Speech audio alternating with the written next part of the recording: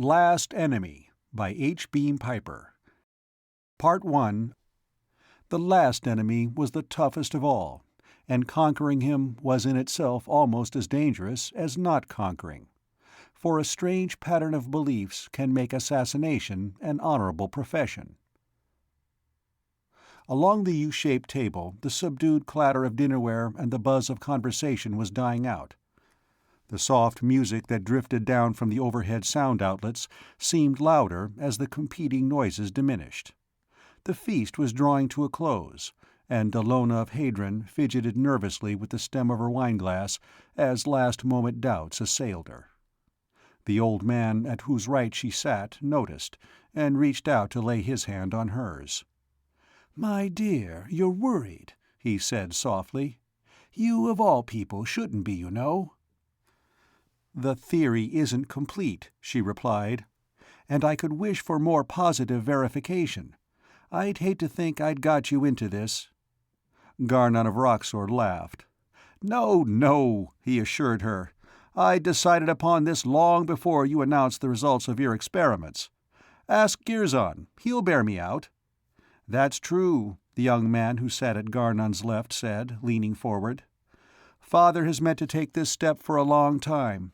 He was waiting until after the election, and then he decided to do it now, to give you an opportunity to make experimental use of it."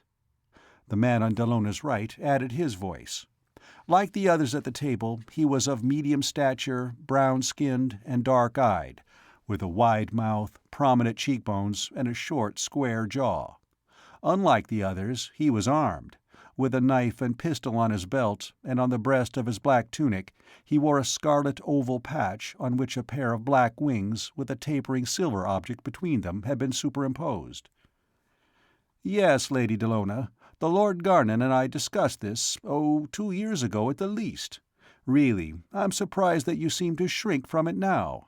Of course, you're Venus-born, and customs there may be different, but with your scientific knowledge—" "That may be the trouble, Dirzed," Dallona told him. "A scientist gets in the way of doubting, and one doubts one's own theories most of all." "That's the scientific attitude, I'm told," Dirzed replied, smiling. "But somehow I cannot think of you as a scientist." His eyes traveled over her in a way that would have made most women, scientists or otherwise, blush. It gave Dallona of Hadron a feeling of pleasure. Men often looked at her that way, especially here at Darsh. Novelty had something to do with it. Her skin was considerably lighter than usual, and there was a pleasing oddness about the structure of her face. Her alleged Venusian origin was probably accepted as the explanation of that, as of so many other things. As she was about to reply, a man in dark gray, one of the upper servants who were accepted as social equals by the Akor-Neb nobles, approached the table. He nodded respectfully to Garnon of Roxor.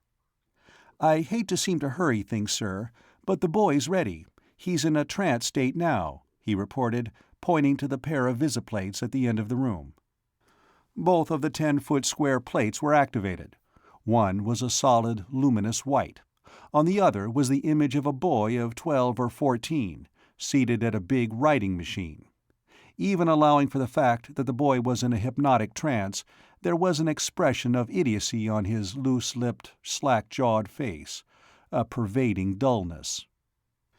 "One of our best sensitives," a man with a beard, several places down the table on Dallona's right, said. "You remember him, Dallona. He produced that communication from the discarnate assassin, Sirzim. Normally, he's a low-grade imbecile, but in trance state, he's wonderful. And there can be no argument that the communications he produces originates in his own mind. He doesn't have mind enough of his own to operate that machine." Garnon of Roxor rose to his feet, the others rising with him. He unfastened a jewel from the front of his tunic and handed it to Dallona. "Here, my Lady Dallona, I want you to have this," he said. "It's been in the family of Roxor for 6 generations, but I know that you will appreciate and cherish it." He twisted a heavy ring from his left hand and gave it to his son. He unstrapped his wristwatch and passed it across the table to the gray-clad upper servant. He gave a pocket case containing writing tools, slide rule, and magnifier to the bearded man on the other side of Dallona. "Something you can use, Dr. Harnosh," he said. Then he took a belt, with a knife and holstered pistol, from a servant who had brought it to him and gave it to the man with the red badge. "And something for you, Dirzed. The pistol's by Farnor of Yand, and the knife was forged and tempered on Luna." The man with the winged bullet badge took the weapons, exclaiming in appreciation. Then he removed his own belt and buckled on the gift. "The pistol's fully loaded," Garnon told him. Dirzed drew it and checked. A man of his craft took no statement about weapons without verification, then slipped it back into the holster. "Shall I use it?" he asked. "By all means. I had that in mind when I selected it for you." Another man, to the left of Girzon, received a cigarette case and a lighter. He and Garnon hooked fingers and clapped shoulders. "Our views haven't been the same, Garnon," he said, "but I've always valued your friendship. I'm sorry you're doing this now. I believe you'll be disappointed." Garnon chuckled. "Would you care to make a small wager on that, Nirzav?" he asked. "You know what I'm putting up. If I'm proven right, will you accept the volitionalist theory as verified?" Nirzav chewed his mustache for a moment. "Yes, Garnon, I will." He pointed toward the blankly white screen. "If we get anything conclusive on that, I'll have no other choice." "All right, friends," Garnon said to those around him. "Will you walk with me to the end of the room?" Servants removed a section from the table in front of him to allow him and a few others to pass through. The rest of the guests remained standing at the table, facing toward the inside of the room. Garnon's son, Girzon, and the grey-mustached Nirzav of Shona walked on his left, Dallona of Hadron and Dr. Harnosh of Hosh on his right. The grey-clad upper servant and 2 or 3 ladies, and a nobleman with a small chin-beard, and several others joined them. Of those who had sat close to Garnon, only the man in the black tunic with the scarlet badge hung back. He stood still, by the break in the table, watching Garnon of Roxor walk away from him. Then Dirzed the assassin drew the pistol he had lately received as a gift, hefted it in his hand, thumbed off the safety, and aimed at the back of Garnon's head. They had nearly reached the end of the room when the pistol cracked. Dallona of Hadron started, almost as though the bullet had crashed into her own body, then caught herself and kept on walking. She closed her eyes and laid a hand on Dr. Harnosh's arm for guidance, concentrating her mind upon a single question. The others went on as though Garnon of Roxor were still walking among them. "Look!" Harnosh of Hosh cried, pointing to the image in the visiplate ahead. "He's under control!" They all stopped short, and Dirzed, holstering his pistol, hurried forward to join them. Behind, a couple of servants had approached with a stretcher and were gathering up the crumpled figure that had, a moment ago, been Garnon. A change had come over the boy at the writing machine. His eyes were still glazed with the stupor of the hypnotic trance, but the slack jaw had stiffened, and the loose mouth was compressed in a purposeful line. As they watched, his hands went out to the keyboard in front of him and began to move over it, and as they did, letters appeared on the white screen on the left. "Garnon of Roxor, discarnate, communicating," they read. The machine stopped for a moment, then began again. "To Dallona of Hadron. The question you asked, after I discarnated, was, 'What was the last book I read before the feast?' While waiting for my valet to prepare my bath, I read the first 10 verses of the 4th canto of Splendor of Space by Larnov of Horka in my bedroom. When the bath was ready, I marked the page with a strip of message tape, containing a message from the bailiff of my estate on the Sheva River, concerning a breakdown at the power plant, and laid the book on the ivory inlaid table beside the big red chair." Harnosh of Hosh looked at Dallona inquiringly. She nodded. "I rejected the question I had in my mind and substituted that one after the shot," she said. He turned quickly to the upper servant. "Check on that right away, Kirzon," he directed. As the upper servant hurried out, the writing machine started again.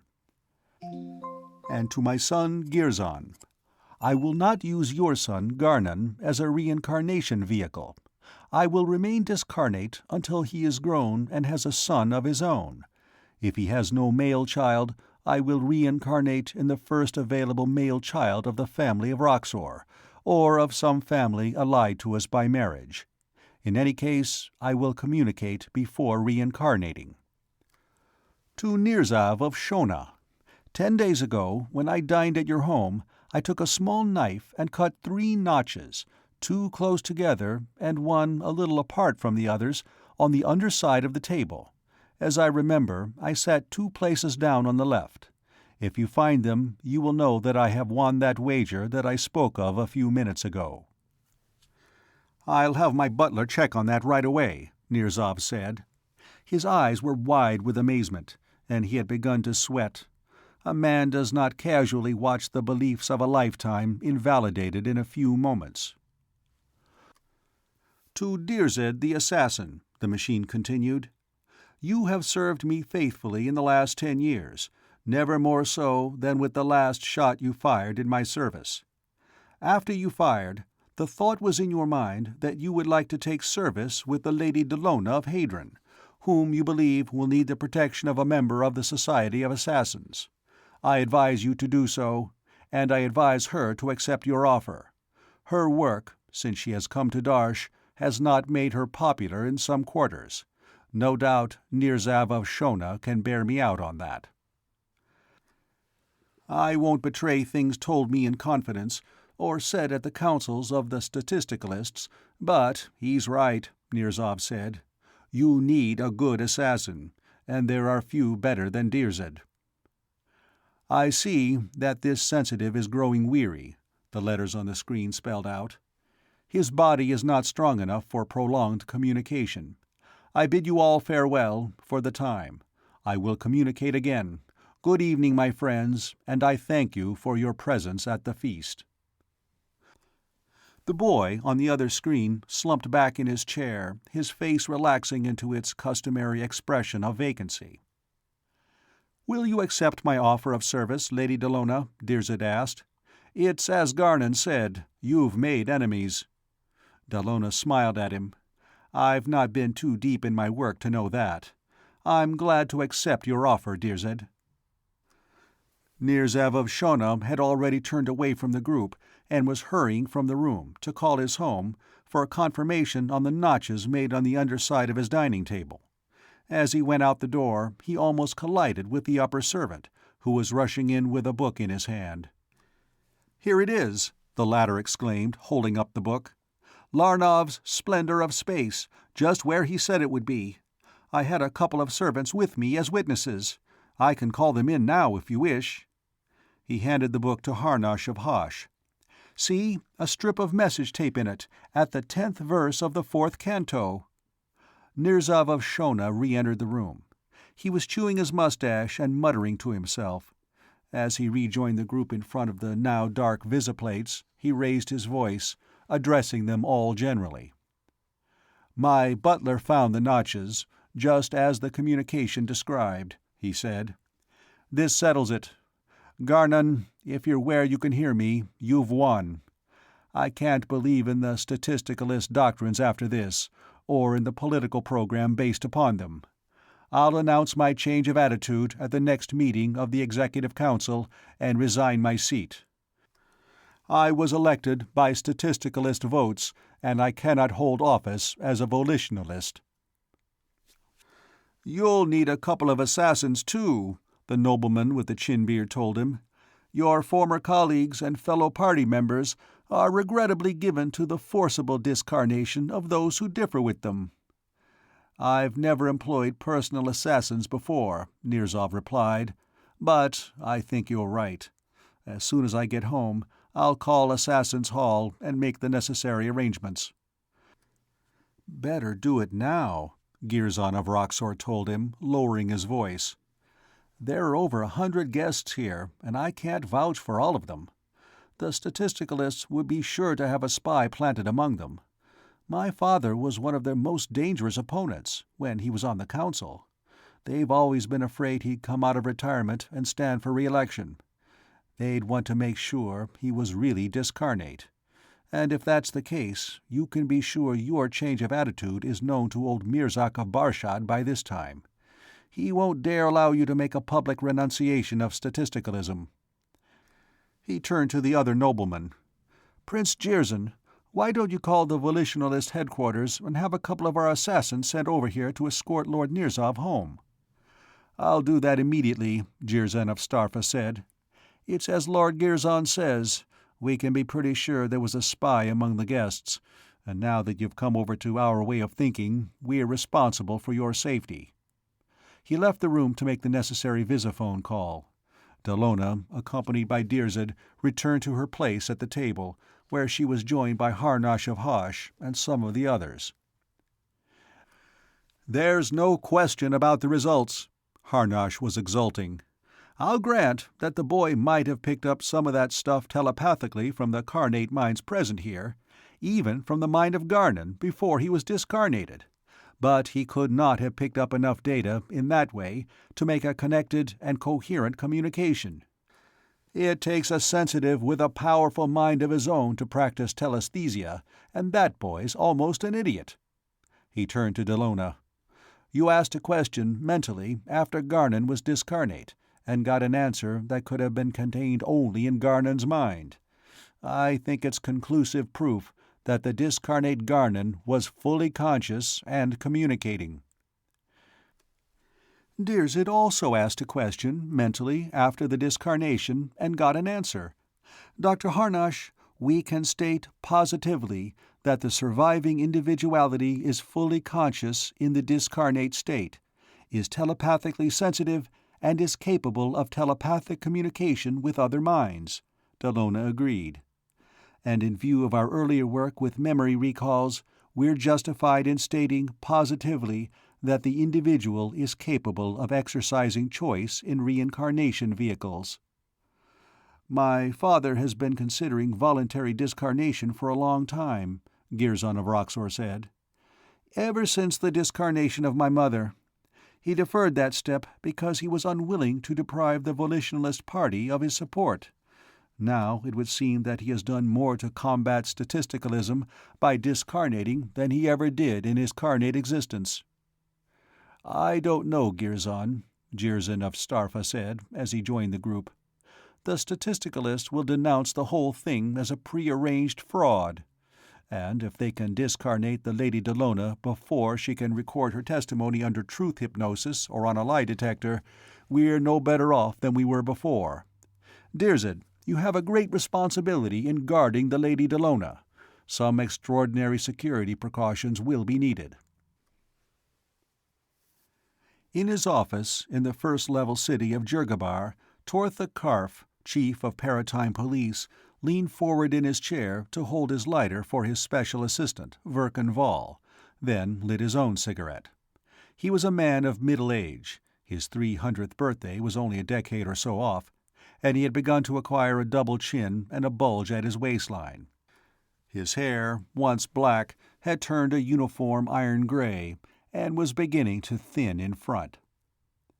"What do you know about the second-level Akor-Neb sector, Vall?" he inquired. "Ever work in that paratime area?" Verkan Vall's handsome features became even more immobile than usual as he mentally pronounced the verbal trigger symbols which should bring the hypnotically acquired knowledge into his conscious mind. Then he shook his head. "Must be a singularly well-behaved sector, sir," he said. "Or else we've been lucky so far. I never was on an Akor-Neb operation. Don't even have a hypno-mech for that sector. All I know is from general reading." "Like all on the second level, its timelines descend from the probability of one or more shiploads of colonists having come to Terra from Mars about 75 to 100,000 years ago, and then having been cut off from the home planet and forced to develop a civilization of their own here. The Akor-Neb civilization is of a fairly high culture order, even for second level. An atomic power, interplanetary culture, gravity counteraction, direct conversion of nuclear energy to electrical power, that sort of thing. We buy fine synthetic plastics and fabrics from them." He fingered the material of his smartly cut green police uniform. "I think this cloth is acorn neb. We sell a lot of Venusian zerfa leaf. They smoke it, straight and mixed with tobacco. They have a single system-wide government, a single race, and a universal language. They're a dark brown race, which evolved in its present form about 50,000 years ago. The present civilization is about 10,000 years old, developed out of the wreckage of several earlier civilizations, which decayed or fell through wars, exhaustion of resources, etc. They have legends, maybe historical records, of their extraterrestrial origin." Tortha Karf nodded. "Pretty good for consciously acquired knowledge," he commented. "Well, our luck's run out on that sector. We have troubles there now.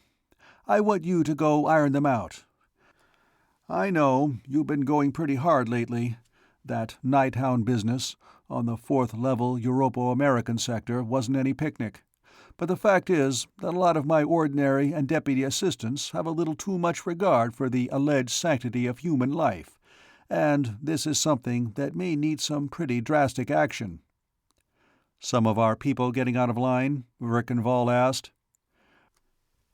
"Well, the data isn't too complete, but one of our people has run into trouble on that sector and needs rescuing. A psychic science researcher, a young lady named Hadron Dalla. I believe you know her, don't you?" Tortha Karf asked, innocently.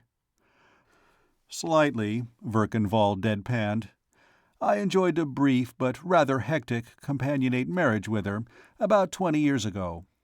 What sort of a jam's little Dalla got herself into now?" "Well, frankly, we don't know. I hope she's still alive, but I'm not unduly optimistic. It seems that about a year ago, Dr. Hadron transposed to the 2nd level to study alleged proof of reincarnation which the Acorn Neb people were reported to possess. She went to Gindrabar on Venus and transposed to the 2nd paratime level, to a station maintained by Outtime Import and Export Trading Corporation, a zerfa plantation just east of the High Ridge country. There, she assumed an identity as the daughter of a planter, and took the name of Dallona of Hadron. Parenthetically, all Acorn Neb family names are prepositional. Family names were originally place names. I believe that ancient Acorn Neb marital relations were too complicated to permit exact establishment of paternity. And all Acorn Neb men's personal names have ears or arn inserted in the middle, and women's names end in itra or ona. You could call yourself Virzal of Virken, for instance. Anyhow, she made the 2nd-level Venus-Terra trip on a regular passenger liner and landed at the Acorn Neb city of Gamma on the Upper Nile. There, she established contact with the Outtime Trading Corporation representative, Zortan Brend, locally known as Brarnend of Zorda. He couldn't call himself Brarnend of Zortan. In the Acorn Neb language, Zortan is a particularly nasty, dirty word. Hadron Dalla spent a few weeks at his residence, briefing herself on local conditions. Then she went to the capital city, Darsh, in Eastern Europe, and enrolled as a student at something called the Independent Institute for Reincarnation Research, having secured a letter of introduction to its director, a Dr. Harnash of Hosh. Almost at once, she began sending in reports to her home organization, the Rogam Memorial Foundation of Psychic Science, here at Jurgabar, through Zortan Brend. The people there were wildly enthusiastic. I don't have more than the average, intelligent, I hope, layman's knowledge of psychics, but Dr. Vozarv Darv, the director of Rogam Foundation, tells me that even in the present incomplete form, her reports have opened whole new horizons in the science. It seems that these Acorn Neb people have actually demonstrated, as a scientific fact, that the human individuality reincarnates after physical death, that your personality and mine have existed as such for ages, and will exist for ages to come. More, they have means of recovering, from almost anybody, memories of past reincarnations. Well, after about a month, the people at this Reincarnation Institute realized that this Dallona of Hadron wasn't any ordinary student. She probably had trouble keeping down to the local level of psychic knowledge. So, as soon as she'd learned their techniques, she was allowed to undertake experimental work of her own. I imagine she let herself out on that. As soon as she'd mastered the standard Acor-Neb methods of recovering memories of past reincarnations, she began refining and developing them more than the local yokels had been able to do in the past 1,000 years. I can't tell you just what she did, because I don't know the subject, but she must have lit things up properly. She got quite a lot of local publicity, not only scientific journals, but general newscasts. Then, 4 days ago, she disappeared, and her disappearance seemed to have been coincident with an unsuccessful attempt on her life. We don't know as much about this as we should. All we have is Zortan Bren's account.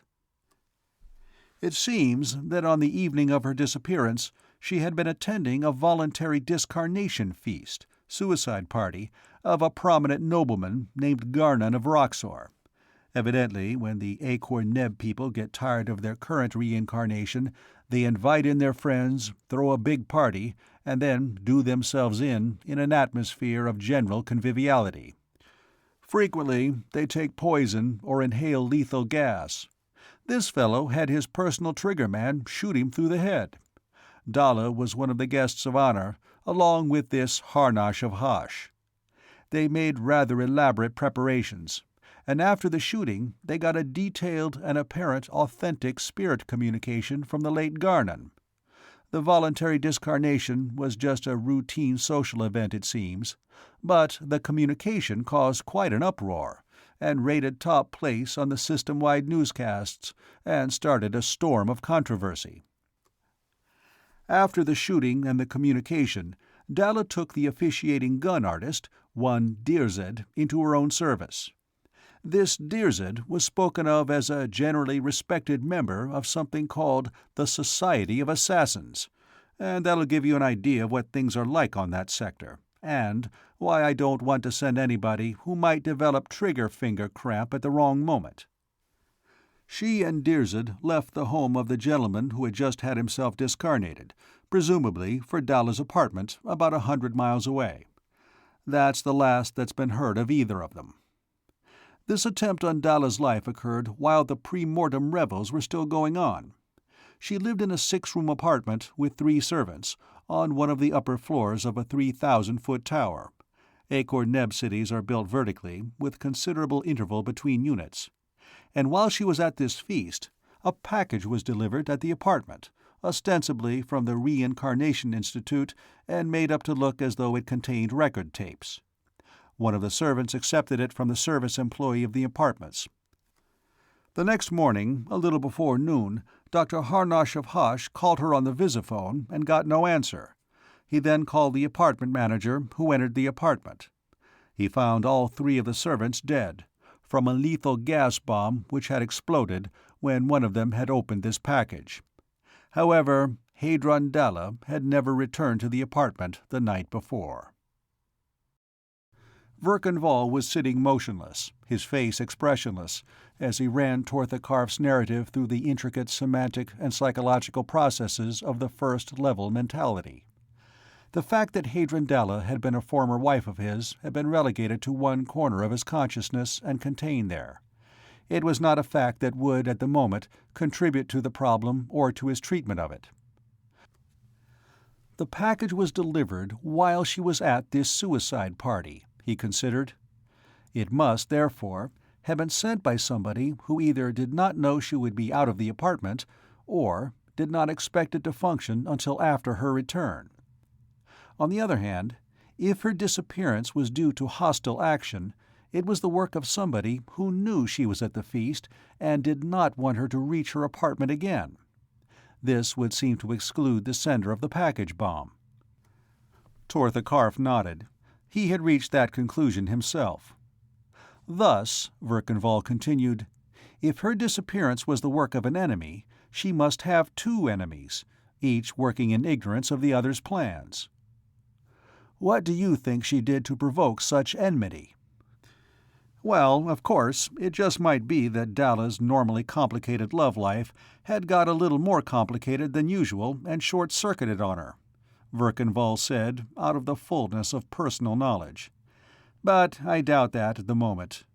I would think that this affair has political implications. "Don't you see, Chief?" the Special Assistant asked. "We find a belief in reincarnation on many timelines, as a religious doctrine, but these people accept it as a scientific fact. Such acceptance would carry much more conviction. It would influence a people's entire thinking. We see it reflected in their disregard for death, suicide as a social function, this society of assassins and the like. It would naturally color their political thinking, because politics is nothing but common action to secure more favorable living conditions, and to these people the term living conditions includes not only the present life, but also an indefinite number of future lives as well. I find this title, Independent Institute, suggestive. Independent of what? Possibly of partisan affiliation. But wouldn't these people be grateful to her for her new discoveries, which would enable them to plan their future reincarnations more intelligently? Tortha Karf asked.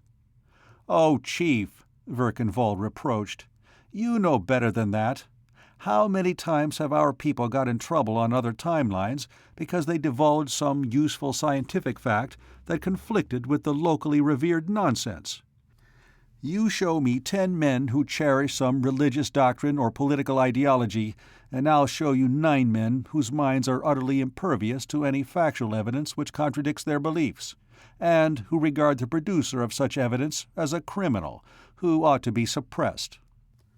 For instance, on the 4th level Europo-American sector, where I was just working, there is a political sect, the Communists, who, in the territory under their control, forbid the teaching of certain well-established facts of genetics and heredity, because those facts do not fit the world picture demanded by their political doctrines. On the same sector, a religious sect recently tried, in some sections successfully, to outlaw the teaching of evolution by natural selection." Tortha Karf nodded. "I remember some stories my grandfather told me about his narrow escapes from an organization called the Holy Inquisition, when he was a paratime trader on the 4th level, about 400 years ago. I believe that thing's still operating, on the Europo-American sector, under the name of NKVD. So you think Dalla may have proven something that conflicted with local reincarnation theories, and somebody who had a vested interest in maintaining those theories is trying to stop her?" "You spoke of a controversy over the communication alleged to have originated with this voluntarily discarnated nobleman. That would suggest a difference of opinion on the manner of nature of reincarnation or the discarnate state. This difference may mark the dividing line between the different political parties. Now, to get to this Darsh place, do I have to go to Venus as Dalla did?" "No. The Outtime Trading Corporation has transposition facilities at Ravanan on the Nile, which is spatially coexistent with the city of Gamma on the Akor-Neb sector, where Zortan Brend is. You transpose through there, and Zortan Brend will furnish you transportation to Darsh.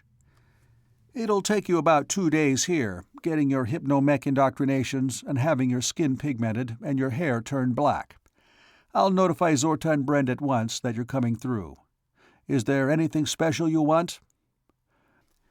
"Why, I'll want an abstract of the reports Dalla sent back to Rogam Foundation. It's likely that there is some clue among them as to whom her discoveries may have antagonized. I'm going to be a Venusian Zerfa planter, a friend of her father's. I'll want full hypnomech indoctrination to enable me to play that part. And I'll want to familiarize myself with Akor-Neb weapons and combat techniques. I think that will be all, Chief." Part 2. The last of the tall city units of Gamma were sliding out of sight as the ship passed over them, shaft-like buildings that rose 2,000 or 3,000 feet above the ground, in clumps of 3 or 4 or 6, one at each corner of the landing stages set in series between them. Each of these units stood in the middle of a wooded park some 5 miles square. No unit was much more or less than 20 miles from its nearest neighbor, and the land between was the uniform golden brown of ripening grain, criss-crossed with the threads of irrigation canals, and dotted here and there with sturdy farm village buildings and tall stack-like granaries.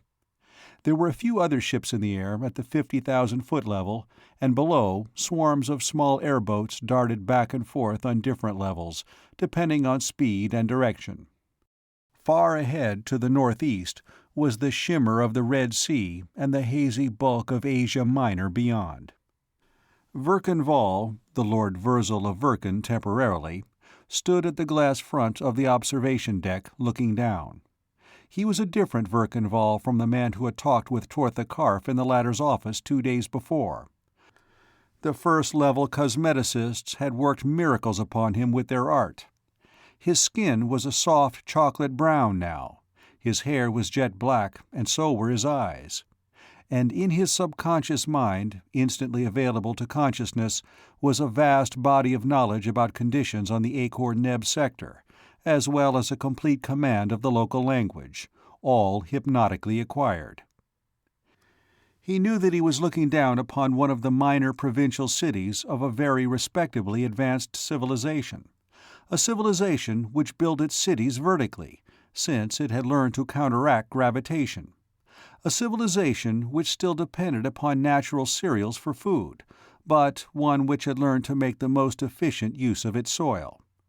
The network of dams and irrigation canals which he saw were as good as anything on his own paratime level. The wide dispersal of buildings, he knew, was a heritage of a series of disastrous atomic wars of several thousand years before. The Akor-Neb people had come to love the wide intervistas of open country and forest, and had continued to scatter their buildings even after the necessity had passed. But the slim, towering buildings could only have been reared by a people who had banished nationalism, and with it the threat of total war. He contrasted them with the ground-hugging dome cities of the Kiftian civilization, only a few thousand para-years distant. 3 men came out of the lounge behind him and joined him. One was, like himself, a disguised paratimer from the first level, the out-time export and import man Zortan Brend, here known as Brarnend of Zorda. The other 2 were Akor-Neb people, and both wore the black tunics and the winged bullet badges of the Society of Assassins. Unlike Verkan Vall and Zortan Brend, who wore shoulder holsters under their short tunics, the assassins openly displayed pistols and knives on their belts. "We heard that you were coming 2 days ago, Lord Virzal," Zortan Brend said. "We delayed the takeoff of this ship so that you could travel to Darsh as inconspicuously as possible. I also booked a suite for you at the Solar Hotel at Darsh. And these are your assassins, Olerzan and Marnik." Verkan Vall hooked fingers and clapped shoulders with them. "Virzan of Verkan," he identified himself. "I am satisfied to entrust myself to you." "We'll do our best for you, Lord Virzal," the older of the pair, Olerzan, said. He hesitated for a moment, then continued. "Understand, Lord Virzal, I only ask for information useful in serving and protecting you. But is this of the Lady Dallona a political matter?" "Not from our side," Verkan Vall told him. "The Lady Dallona is a scientist, entirely non-political. The Honorable Brarnend is a businessman. He doesn't meddle with politics, as long as the politicians leave him alone. And I'm a planter on Venus. I have enough troubles with the natives and the weather and blue rot in the Zerfa plants and poison roaches and javelin bugs without getting into politics. But psychic science is inextricably mixed with politics, and the Lady Dallona's work had evidently tended to discredit the theory of statistical reincarnation." "Do you often make understatements like that, Lord Virzal?" Olerzan grinned. "In the last 6 months, she's knocked statistical reincarnation to splinters." "Well, I'm not a psychic scientist, and as I said, I don't know much about Terran politics," Verkan Vall replied. I know that the statisticalists favor complete socialization and political control of the whole economy, because they want everybody to have the same opportunities in every reincarnation. And the volitionalists believe that everybody reincarnates as he pleases, and so they favor continuance of the present system of private ownership of wealth and private profit under a system of free competition. And that's about all I do know. Naturally, as a landowner and the holder of a title of nobility, I'm a volitionalist in politics, but the socialization issue isn't important on Venus. There is still too much unceded land there, and too many personal opportunities to make socialism attractive to anybody. "Well, that's about it," Zortan Bren told him. "I'm not enough of a psychicist to know what the Lady Dellona's been doing, but she's knocked the theoretical basis from under statistical reincarnation, and that's the basis, in turn, of statistical socialism. I think we'll find that the Statisticalist Party is responsible for whatever happened to her." Marnik, the younger of the two assassins, hesitated for a moment, then addressed Verkan Vall. "Lord Virzal, I know none of the personalities involved in this matter, and I speak without wishing to give offense, but is it not possible that the Lady Dellona and the assassin Dirzed may have gone somewhere together voluntarily? I have met Dirzed, and he has many qualities which women find attractive, and he is by no means indifferent to the opposite sex. You understand, Lord Virzal?" "I understand all too perfectly, Marnik," Verkan Vall replied, out of the fullness of experience. "The Lady Dellona has had affairs with a number of men, myself among them, but under the circumstances I find that explanation unthinkable." Marnik looked at him in open skepticism. Evidently, in his book, where an attractive man and a beautiful woman were concerned, that explanation was never unthinkable. "The Lady Dellona is a scientist," Verkan Vall elaborated. "She is not above diverting herself with love affairs, but that's all they are, a not too important form of diversion. And, if you recall, she had just participated in a most significant experiment. You can be sure that she had other things on her mind at the time than pleasure jaunts with good-looking assassins." The ship was passing around the Caucasus Mountains, with the Caspian Sea in sight ahead, when several of the crew appeared on the observation deck and began preparing the shielding to protect the deck from gunfire. Zortan Bren inquired of the petty officer in charge of the work as to the necessity. "We've been getting reports of trouble at Darsh, sir," the man said. "Newscast bulletins every couple of minutes, rioting in different parts of the city. Started yesterday afternoon, when a couple of statisticalist members of the Executive Council resigned and went over to the volitionalists. Lord Nirzav of Shona, the only nobleman of any importance in the Statisticalist Party, was one of them. He was shot immediately afterward while leaving the council chambers, along with a couple of assassins who were with him. Some people in an airboat sprayed them with a machine rifle as they came out onto the landing stage." The two assassins exclaimed in horrified anger over this. "That wasn't the work of members of the Society of Assassins," Olerzon declared. "Even after he'd resigned, the Lord Nirzav was still immune till he left the government building. There's too blasted much illegal assassination going on." "What happened next?" Verkan Vall wanted to know. "About what you'd expect, sir. The volitionalists weren't going to take that quietly. In the past 18 hours, 4 prominent statisticalists were forcibly discarnated, and there was even a fight in Mirzak of Bashad's house, when volitionalist assassins broke in. 3 of them and 4 of Mirzak's assassins were discarnated." "You know, something is going to have to be done about that, too," Olerzon said to Marnik.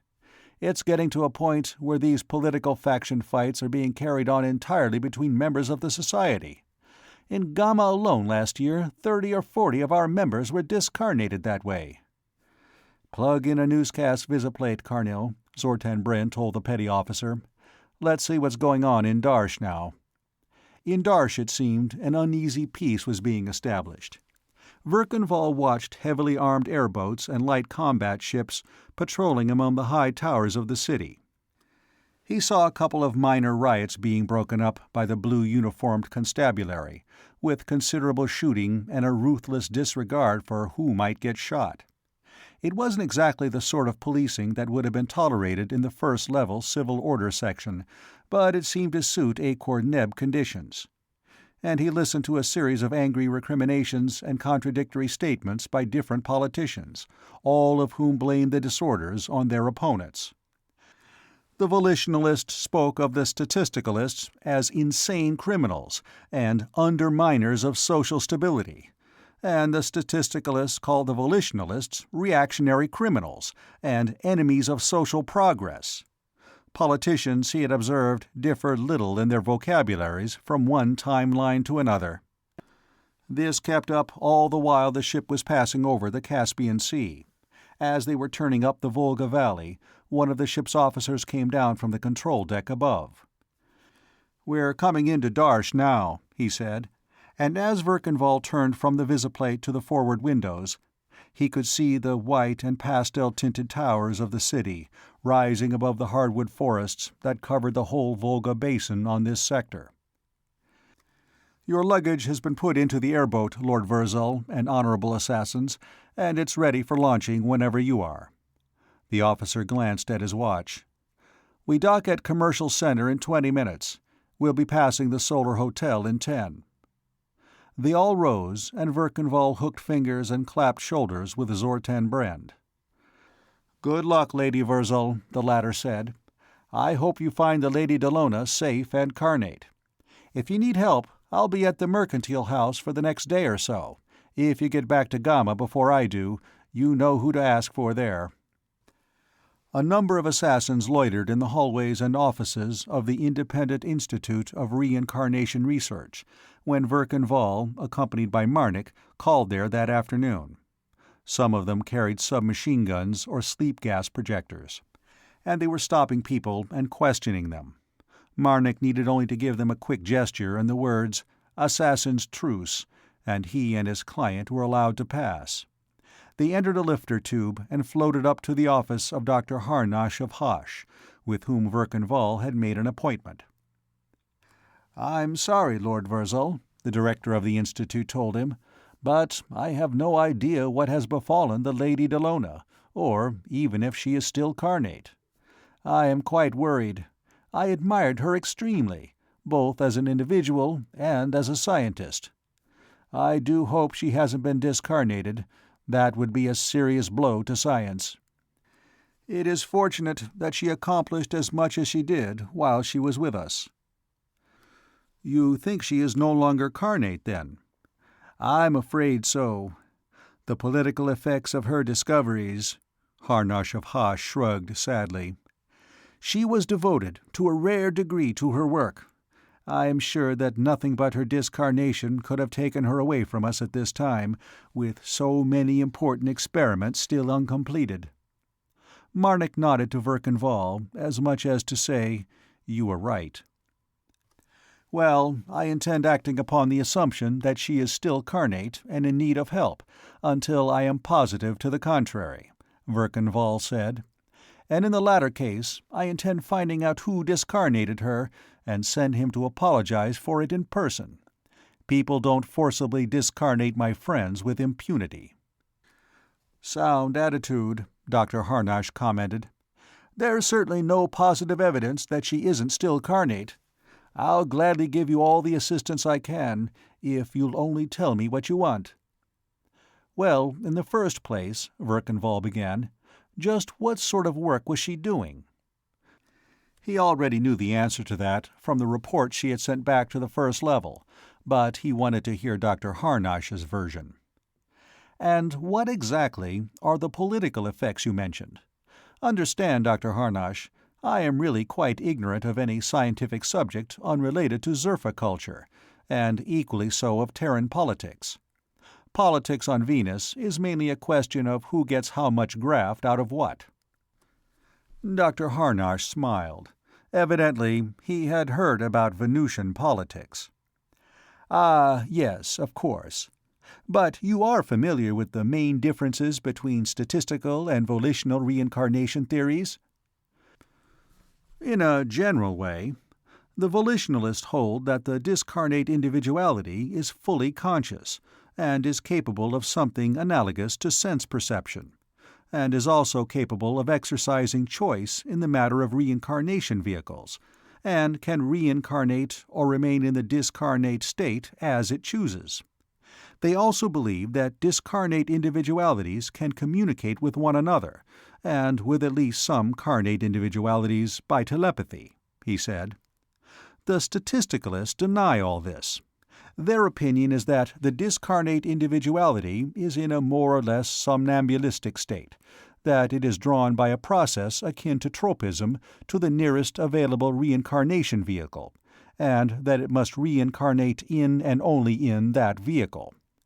They are labeled statisticalists because they believe that the process of reincarnation is purely at random, or governed by unknown and uncontrollable causes, and is unpredictable except as to aggregates. "That's a fairly good generalized summary," Dr. Harnosh of Hosh grudged, unwilling to give a mere layman too much credit. He dipped a spoon into a tobacco humidor, dusted the tobacco lightly with dried zerfa, and rammed it into his pipe. "You must understand that our modern statisticalists are the intellectual heirs of those ancient materialistic thinkers who denied the possibility of any discarnate existence, or of any extra-physical mind, or even of extrasensory perception. Since all these things have been demonstrated to be facts, the materialist dogma has been broadened to include them, but always strictly within the frame of materialism. We have proven, for instance, that the human individuality can exist in a discarnate state, and that it reincarnates into the body of an infant shortly after birth. But the statisticalists cannot accept the idea of discarnate consciousness, since they conceive of consciousness purely as a function of the physical brain. So they postulate an unconscious discarnate personality, or, as you put it, one in a somnambulistic state. They have to concede memory to this discarnate personality, since it was by recovery of memories of previous reincarnations that discarnate existence and reincarnation were proven to be facts. So they picture the discarnate individuality as a material object, or physical event of negligible but actual mass, in which an indefinite number of memories can be stored as electronic charges. And they picture it as being drawn irresistibly to the body of the nearest non-incarnated infant. Curiously enough, the reincarnation vehicle chosen is almost always of the same sex as the vehicle of the previous reincarnation, the exceptions being cases of persons who had a previous history of psychological sex inversion. Dr. Harnosh remembered the unlighted pipe in his hand, thrust it into his mouth, and lit it. For a moment he sat with it jutting out of his black beard, until it was drawing to his satisfaction. This belief in immediate reincarnation leads the statisticalists, when they fight duels or perform voluntary discarnation, to do so in the neighborhood of maternity hospitals, he added. I know personally of one reincarnation memory recall in which the subject, a statisticalist, voluntarily discarnated by lethal gas inhaler in a private room at one of our local maternity hospitals, and reincarnated 20 years later in the city of Jeddel, 3,000 miles away. The square black beard jiggled as the scientist laughed. Now, as to the political implications of these contradictory theories. Since the statisticalists believe that they will reincarnate entirely at random, their aim is to create an utterly classless social and economic order, in which, theoretically, each individuality will reincarnate into a condition of equality with everybody else. Their political program, therefore, is one of complete socialization of all means of production and distribution, abolition of hereditary titles and inherited wealth, eventually all private wealth, and total government control of all economic, social, and cultural activities. Of course, Dr. Harnosh apologized, politics isn't my subject. I wouldn't presume to judge how that would function in practice. I would, Verkanvall said shortly, thinking of all the different timelines on which he had seen systems like that in operation. You wouldn't like it, Doctor. And the volitionalists? Well, since they believe that they are able to choose the circumstances of their next reincarnation for themselves, they are the party of the status quo. Naturally, almost all the nobles, almost all the wealthy trading and manufacturing families, and almost all the professional people are volitionalists. Most of the workers and peasants are statisticalists. Or, at least they were, for the most part, before we began announcing the results of the Lady Dellona's experimental work. Ah, now we come to it, Verkenval said as the story clarified. Yes, in somewhat oversimplified form, the situation is rather like this, Dr. Harnosh of Hosh said. The Lady Dellona introduced a number of refinements and some outright innovations into our technique of recovering memories of past reincarnations. Previously, it was necessary to keep the subject in an hypnotic trance, during which he or she would narrate what was remembered of past reincarnations, and this would be recorded. On emerging from the trance, the subject would remember nothing. The tape recording would be all that would be left. But the Lady Dellona devised a technique by which these memories would remain in what might be called the fore part of the subject's subconscious mind, so that they would be brought to the level of consciousness at will. More, she was able to recover memories of past discarnate existences, something we had never been able to do heretofore. Dr. Harnosh shook his head. And to think, when I first met her, I thought she was just another sensation-seeking young lady of wealth, and was almost about to refuse her enrollment. He wasn't the only one whom little Dalla had surprised, Verkenval thought. At least, he had been pleasantly surprised. You see, this entirely disproves the statistical theory of reincarnation. For example, we got a fine set of memory recalls from one subject for 4 previous reincarnations and 4 intercarnations. In the first of these, the subject had been a peasant on the estate of a wealthy noble. Unlike most of his fellows, who reincarnated into other peasant families almost immediately after discarnation, this man waited for 50 years in the discarnate state for an opportunity to reincarnate as the son of an overservant. In his next reincarnation, he was the son of a technician, and received a technical education. He became a physics researcher. For his next reincarnation, he chose the son of a nobleman by a concubine as his vehicle. In his present reincarnation, he is a member of a wealthy manufacturing family and married into a family of the nobility. In 5 reincarnations, he has climbed from the lowest to the next to highest rung of the social ladder. Few individuals of this class from whence he began this ascent possess so much persistence or determination. Then, of course, there was the case of Lord Garnon of Roxor. He went on to describe the last experiment in which Hadron Dalla had participated. Well, that all sounds pretty conclusive, Verkenval commented. I take it the leaders of the volitionalist party here are pleased with the result of the Lady Dellona's work?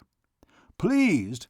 My dear Lord Virzal, they're fairly bursting with glee over it, Harnosh of Hosh declared.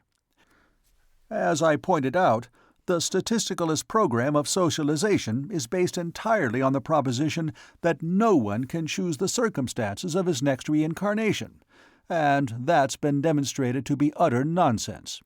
Until the Lady Dellona's discoveries were announced, they were the dominant party, controlling a majority of the seats in the Parliament and on the Executive Council. Only the Constitution kept them from enacting their entire socialization program long ago, and they were about to legislate constitutional changes which would remove that barrier. They had expected to be able to do so after the forthcoming general elections.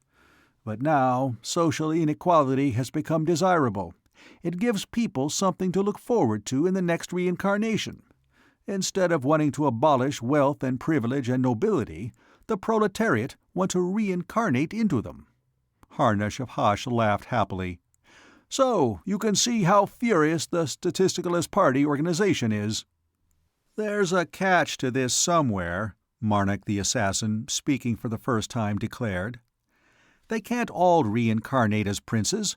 There aren't enough vacancies to go round.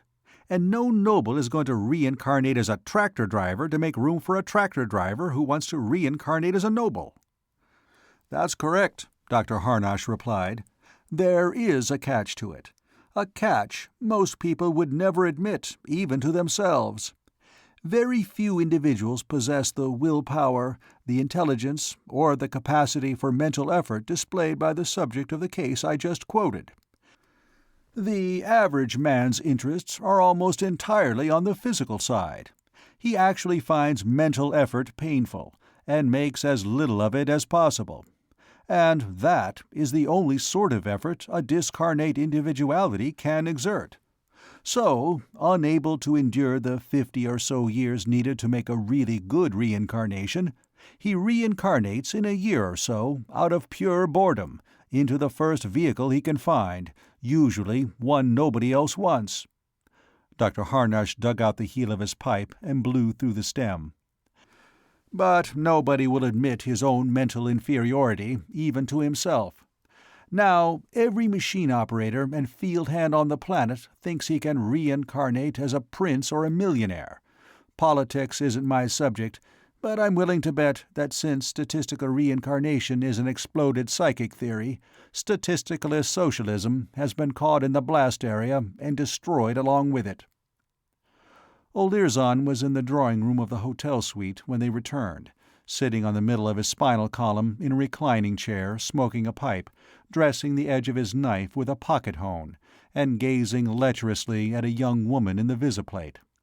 She was an extremely well-designed young woman in a rather fragmentary costume, and she was heaving her bosom at the invisible audience in anger, sorrow, scorn, entreaty, and numerous other emotions.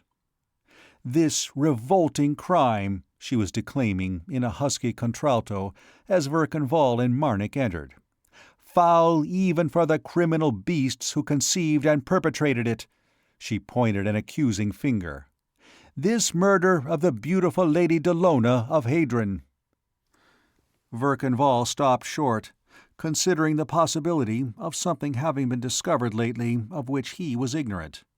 Olirzon must have guessed his thought. He grinned reassuringly. "Think nothing of it, Lord Virzal," he said, waving his knife at the visiplate. "Just political propaganda, strictly for the sparrows. Nice propagandist, though." "And now," the woman with the magnificent natural resources lowered her voice reverently, "we bring you the last image of the Lady Dallona, and of Dirzed, her faithful assassin, taken just before they vanished, never to be seen again." The plate darkened, and there were strains of slow, dirge-like music. Then it lighted again, presenting a view of a broad hallway, thronged with men and women in bright, vari-colored costumes. In the foreground, wearing a tight skirt of deep blue and a short red jacket, was Hadron Dalla, just as she had looked in the solidographs taken in Jurgabar after her alteration by the first-level cosmeticians, to conform to the appearance of the Malayoid Akor-Neb people. She was holding the arm of a man who wore the black tunic and red badge of an assassin, a handsome specimen of the Akor-Neb race. Trust little Dalla for that, Verkan Vall thought. The figures were moving with exaggerated slowness, as though a very fleeting picture were being stretched out as far as possible. Having already memorized his former wife's changed appearance, Verkan Vall concentrated on the man beside her until the picture faded. "All right, Olirzon, what did you get?" he asked. "Well, first of all, at Assassin's Hall," Olirzon said, rolling up his left sleeve, holding his bare forearm to the light, and shaving a few fine hairs from it to test the edge of his knife. "Of course, they never tell one assassin anything about the client of another assassin. That's standard practice. But I was in the lodge secretary's office, where nobody but assassins are ever admitted. They have a big panel in there, with the names of all the lodge members on it in light letters. That's standard in all lodges. If an assassin is unattached and free to accept a client, his name's in white light. If he has a client, the lights change to blue, and the name of the client goes up under his. If his whereabouts are unknown, the lights change to amber. If he's discarnated, his name's removed entirely, unless the circumstances of his discarnation are such as to constitute an injury to the society.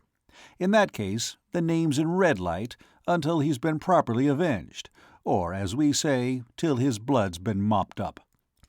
Well, the name of Dirzed is up in blue light, with the name of Dallona of Hadron under it. I found out that the light had been amber for 2 days after the disappearance, and then had been changed back to blue. Get it, Lord Virzal?" Verkanvall nodded. "I think so. I'd been considering that as a possibility from the first. Then what?"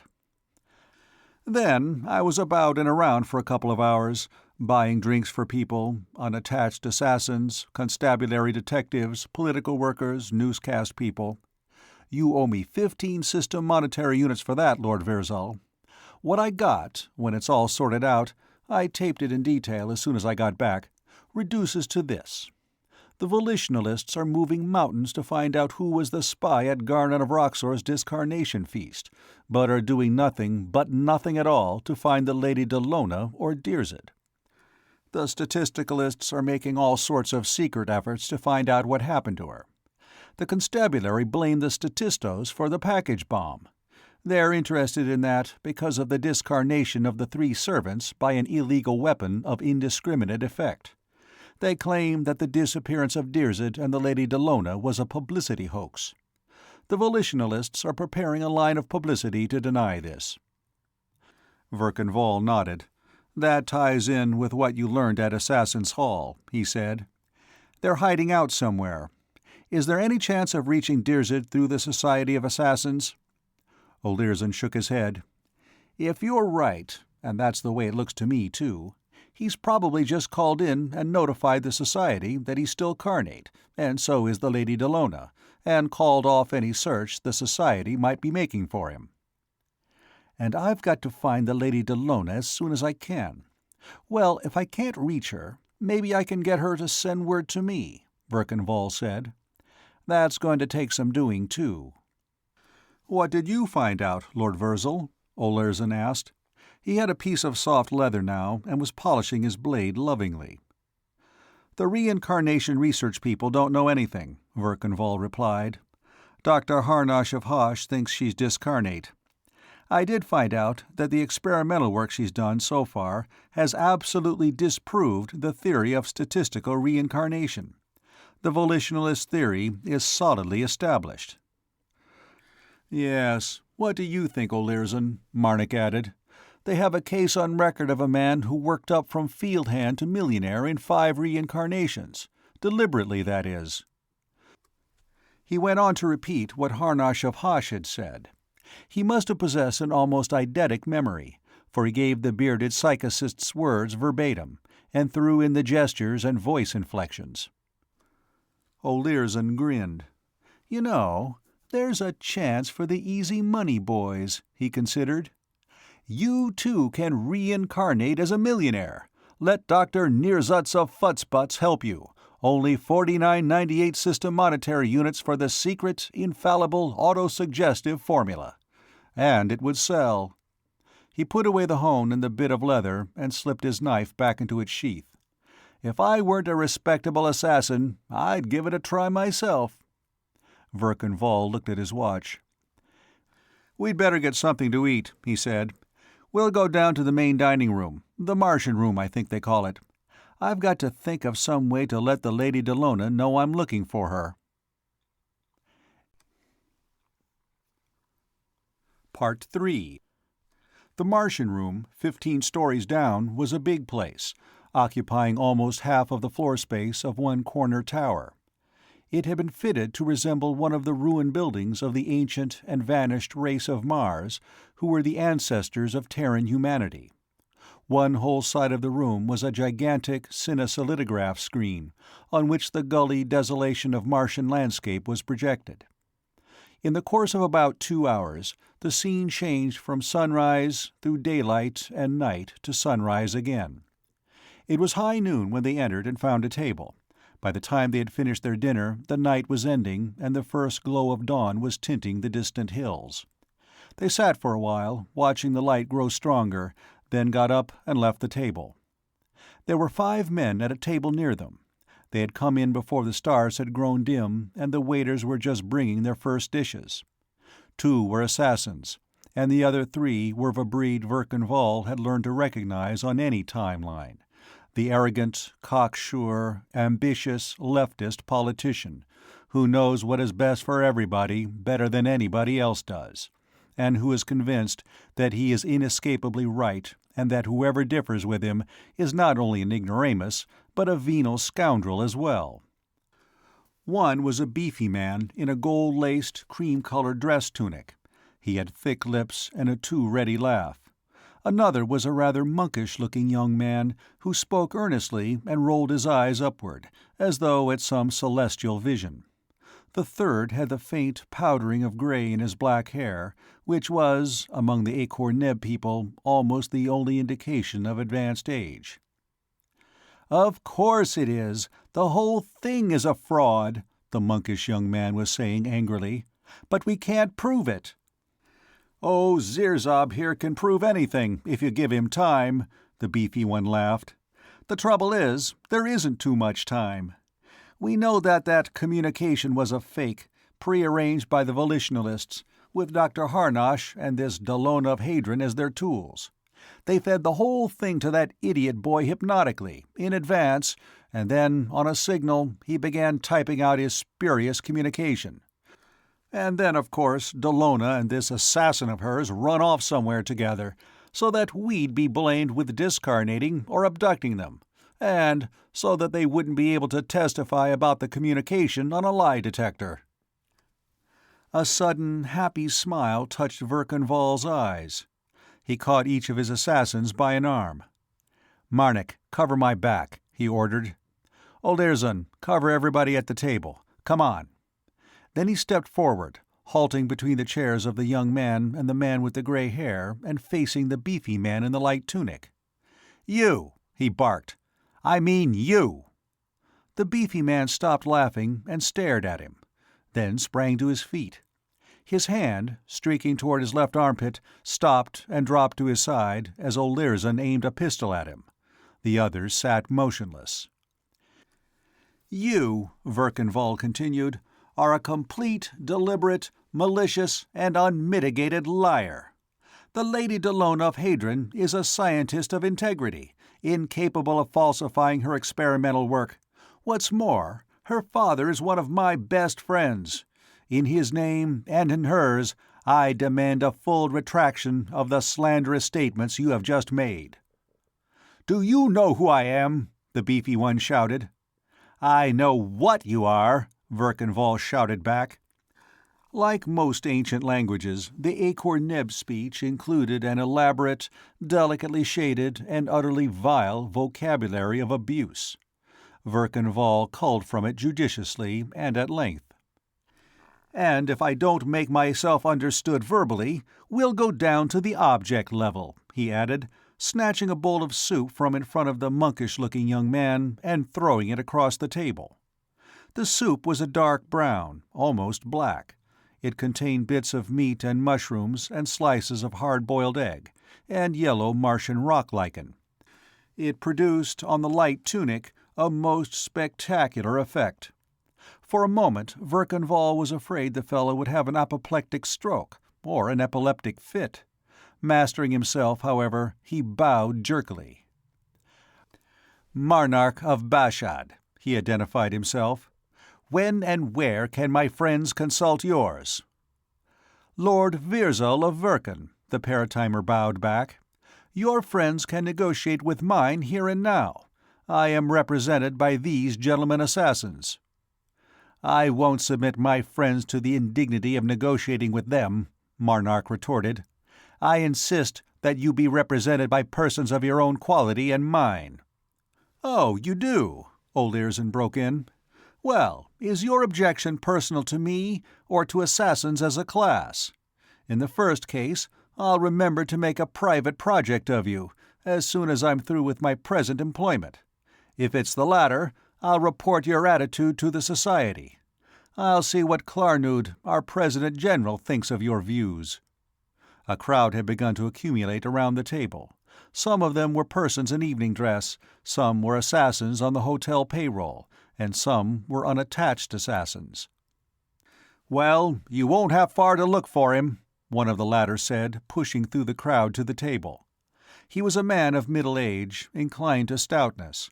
He made Verkanval think of a chocolate figure of Tortha Karf. The red badge on his breast was surrounded with gold lace, and instead of black wings and a silver bullet, it bore silver wings and a golden dagger. He bowed contemptuously at Marnark of Bashad. "Klarnud, President General of the Society of Assassins," he announced. "Marnark of Bashad, did I hear you say that you considered members of the Society as unworthy to negotiate an affair of honor with your friends, on behalf of this nobleman who has been courteous enough to accept your challenge?" he demanded. Marnark of Bashad's arrogance suffered considerable evaporation loss. His tone became almost servile. "Not at all, Honorable Assassin President," he protested. "But as I was going to ask these gentlemen to represent me, I thought it would be more fitting for the other gentlemen to be represented by personal friends also. In that way—" "Sorry, Marnark," the gray-haired man at the table said. "I can't second you. I have a quarrel with Lord Virzal, too." He rose and bowed. "Sirzob of Abo, inasmuch as the Honorable Marnark is a guest at my table, an affront to him is an affront to me. In my quality as his host, I must demand satisfaction from you, Lord Virzal." "Why, gladly, Honorable Sirzob," Verkanval replied. This was getting better and better every moment. "Of course, your friend, the Honorable Marnark, enjoys priority of challenge. I'll take care of you as soon as I have, shall we say, satisfied him." The earnest and rather consecrated-looking young man rose also, bowing to Verkanval. "Yirzal of Narva, I too have a quarrel with you, Lord Virzal. I cannot submit to the indignity of having my food snatched from in front of me, as you just did. I also demand satisfaction." "And quite rightly, Honorable Yirzal," Verkanval approved. "It looks like such a good soup, too," he sorrowed, inspecting the front of Marnark's tunic. "My seconds will negotiate with yours immediately. Your satisfaction, of course, must come after that of Honorable Sirzob." "If I may intrude," Klarnood put in smoothly, "may I suggest that as the Lord Virzal is represented by his assassins, yours can represent all three of you at the same time? I will gladly offer my own good offices as impartial supervisor." Verkanval turned and bowed as to royalty. "An honor, Assassin President. I am sure no one would act in that capacity more satisfactorily." "Well, when would it be most convenient to arrange the details?" Klarnood inquired. "I am completely at your disposal, gentlemen." "Why, here and now, while we're all together," Verkanval replied. "I object to that," Marnark of Bashad vociferated. "We can't make arrangements here. Why, all these hotel people, from the manager down, are nothing but tipsters for the newscast services." "Well, what's wrong with that?" Verkanval demanded. "You knew that when you slandered the Lady Dallona in their hearing." "The Lord Virzal of Verkan is correct," Klarnood ruled, "and the offenses for which you have challenged him are also committed in public. By all means, let's discuss the arrangements now." He turned to Verkanval. "As the challenged party, you have the choice of weapons. Your opponents, then, have the right to name the conditions under which they are to be used." Marnark of Bashad raised another outcry over that. The assault upon him by the Lord Virzal of Verkan was deliberately provocative, and therefore tantamount to a challenge. He himself had the right to name the weapons. Klarnood upheld him. "Do the other gentlemen make the same claim?" Verkanval wanted to know. "If they do, I won't allow it," Klarnood replied. "You deliberately provoked Honorable Marnark, but the offenses of provoking him at Honorable Sirzob's table, and of throwing Honorable Yirzal's soup at him, were not given with intent to provoke. These gentlemen have a right to challenge, but not to consider themselves provoked." "Well, I choose knives, then," Marnark hastened to say. Verkanvall smiled thinly. He had learned knife-play among the greatest masters of that art in all Paratime, the third-level Kanga pirates of the Caribbean islands. "And we fight barefoot, stripped to the waist, and without any parrying weapon in the left hand," Verkanvall stipulated. The beefy Marnark fairly licked his chops in anticipation. He outweighed Verkanvall by 40 pounds. He saw an easy victory ahead. Verkanvall's own confidence increased at these signs of his opponent's assurance. "And as for Honorable Sirzob and Honorable Yirzal, I chose pistols," he added.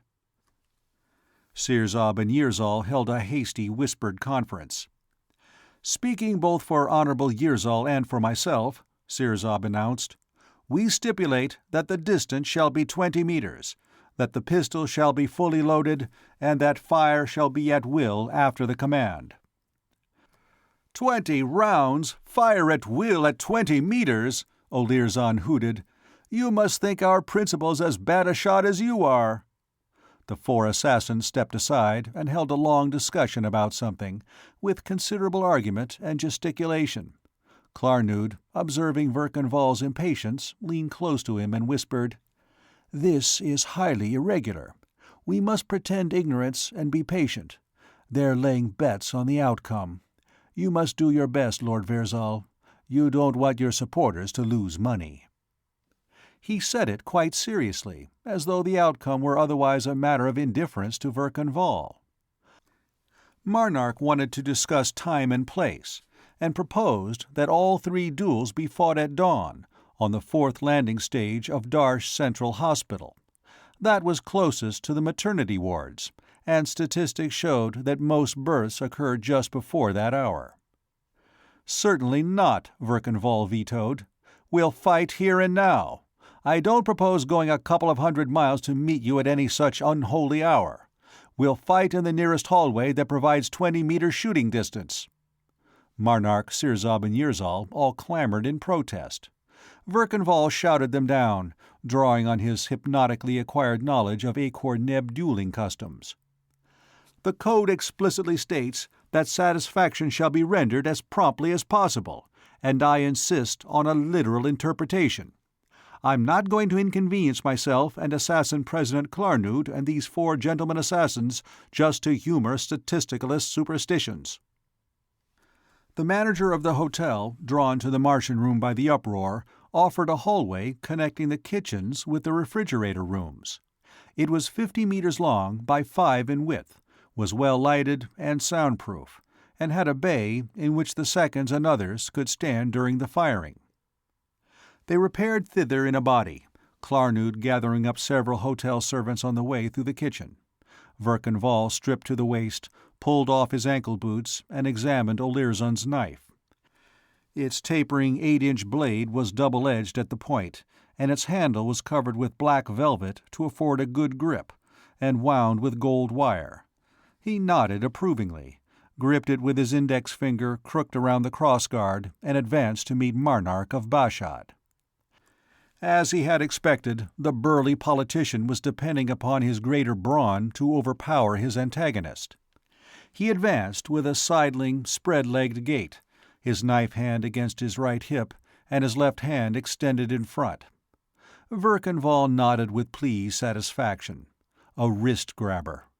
Then he blinked. Why, the fellow was actually holding his knife reversed, his little finger to the guard and his thumb on the pommel. Verkanvall went briskly to meet him, made a feint at his knife hand with his own left, and then sidestepped quickly to the right. As Marnark's left hand grabbed at his right wrist, his left hand brushed against it and closed into a fist, with Marnark's left thumb inside of it. He gave a quick downward twist with his wrist, pulling Marnark off balance. Caught by surprise, Marnark stumbled, his knife flailing wildly away from Verkanvall. As he stumbled forward, Verkanvall pivoted on his left heel and drove the point of his knife into the back of Marnark's neck, twisting it as he jerked it free. At the same time, he released Marnark's thumb. The politician continued his stumble and fell forward on his face, blood spurting from his neck. He gave a twitch or so, and was still. Verkan stooped and wiped the blood on the dead man's clothes, another Kanga pirate gesture, and then returned it to Olirzon. "Nice weapon, Olirzon," he said. "It fitted my hand as though I'd been born holding it." "You used it as though you had, Lord Virzal," the assassin replied. "Only 8 seconds from the time you closed with him." The function of the hotel servants whom Klarnood had gathered up now became apparent. They advanced, took the body of Marnark by the heels, and dragged it out of the way. The others watched this removal with mixed emotions. The 2 remaining principals were impassive and frozen-faced. Their 2 assassins, who had probably bet heavily on Marnark, were chagrined. And Klarnood was looking at Verkan with a considerable accretion of respect. Verkan pulled on his boots and resumed his clothing. There followed some argument about the pistols. It was finally decided that each combatant should use his own shoulder-holster weapon. All 3 were nearly enough alike, small weapons, rather heavier than they looked, firing a tiny 10-grain bullet at 10,000 foot-seconds. On impact, such a bullet would almost disintegrate. A man hit anywhere in the body with one would be killed instantly, his nervous system paralyzed and his heart stopped by internal pressure.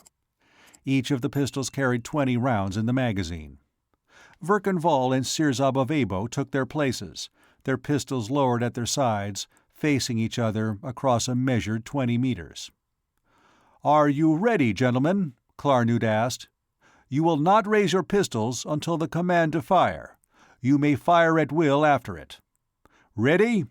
Fire!" Both pistols swung up to level. Verkan found Sirzab's head in his sights and squeezed. The pistol kicked back in his hand, and he saw a lance of blue flame jump from the muzzle of Sirzab's.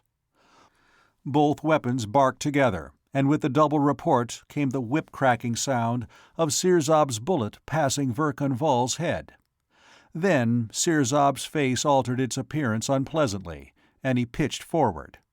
Verkan thumbed on his safety and stood motionless, while the servants advanced, took Sirzab's body by the heels, and dragged it over beside Marnark's. "All right, Honorable Yirzal, you're next," Verkan called out. "The Lord Virzal has fired 1 shot," one of the opposing seconds objected, "and the Honorable Yirzal has a full magazine. The Lord Virzal should put in another magazine." "I grant him the advantage. Let's get on with it," Verkan said. Yirzal of Narva advanced to the firing point. He was not afraid of death. None of the Akor-Neb people were. Their language contained no word to express the concept of total and final extinction, and discarnation by gunshot was almost entirely painless. But he was beginning to suspect that he had made a fool of himself by getting into this affair. He had work in his present reincarnation which he wanted to finish, and his political party would suffer loss, both of his services and of prestige. "Are you ready, gentlemen?" Klarnood intoned ritualistically. "You will not raise your pistols until the command to fire. You may fire at will after it. Ready? Fire!" Verkan shot Yirzal of Narva through the head before the latter had his pistol half raised. Yirzal fell forward on the splash of blood Sirzab had made, and the servants came forward and dragged his body over with the others. It reminded Verkan of some sort of industrial assembly line operation. He replaced the 2 expended rounds in his magazine with fresh ones and slid the pistol back into its holster. The 2 assassins whose principals had been so expeditiously massacred were beginning to count up their losses and pay off the winners. Klarnood, the President-General of the Society of Assassins, came over, hooking fingers and clapping shoulders with Verkan "Lord Virzal, I've seen quite a few duels, but nothing quite like that," he said. "You should have been an assassin." That was a considerable compliment. Verkan thanked him modestly. "I'd like to talk to you privately," the assassin president continued. "I think it'll be worth your while if we have a few words together." Verkan nodded. "My suite is on the 15th floor above. Will that be all right?" He waited until the losers had finished settling their bets, then motioned to his own pair of assassins. As they emerged into the Martian room again, the manager was waiting. He looked as though he were about to demand that Verkan Vall vacate his suite. However, when he saw the arm of the President General of the Society of Assassins draped amicably over his guest's shoulder, he came forward, bowing and smiling. "Larnorm, I want you to put 5 of your best assassins to guarding the approaches to the Lord Virzal's suite," Klarnood told him. "I'll send 5 more from Assassin's Hall to replace them at their ordinary duties. And I'll hold you responsible with your carnate existence for the Lord Virzal's safety in this hotel. Understand?" "Oh, yes, Honorable Assassin President. You may trust me. The Lord Virzal will be perfectly safe." In Verkan Vall's suite above, Klarnood sat down and got out his pipe, filling it with tobacco lightly mixed with zerfa. To his surprise, he saw his host light a plain tobacco cigarette. "Don't you use zerfa?" he asked. "Very little," Verkan Vall replied. "I grow it. If you'd see the bums who hang around our drying sheds on Venus, cadging rejected leaves and smoking themselves into a stupor, you'd be frugal in using it too." Klarnood nodded. "You know, most men would want a pipe of 50%, or a straight Zerfa cigarette, after what you've been through," he said. "I'd need something like that to deaden my conscience, if I had one to deaden," Verkan Vall said. "As it is, I feel like a murderer of babes. That overgrown fool, Marnark, handled his knife like a cow butcher. The young fellow couldn't handle a pistol at all. I suppose the old fellow, Zirzab, was a fair shot, but dropping him wasn't any great feat of arms either." Klarnood looked at him curiously for a moment. "You know," he said at length, "I believe you actually mean that. Well, until he met you, Marnark of Bashad was rated as the best knife fighter in Darsh. Zirzab had 10 dueling victories to his credit, and young Yirzal 4. He puffed slowly on his pipe. "I like you, Lord Virzal. A great assassin was lost when you decided to reincarnate as a Venusian landowner. I'd hate to see you discarnated without proper warning. I take it you're ignorant of the intricacies of Terran politics." "To a large extent, yes." "Well, do you know who those 3 men were?" When Verkan Vall shook his head, Klarnood continued. "Marnark was the son and right-hand associate of old Mirzark of Bashad, the statisticalist party leader.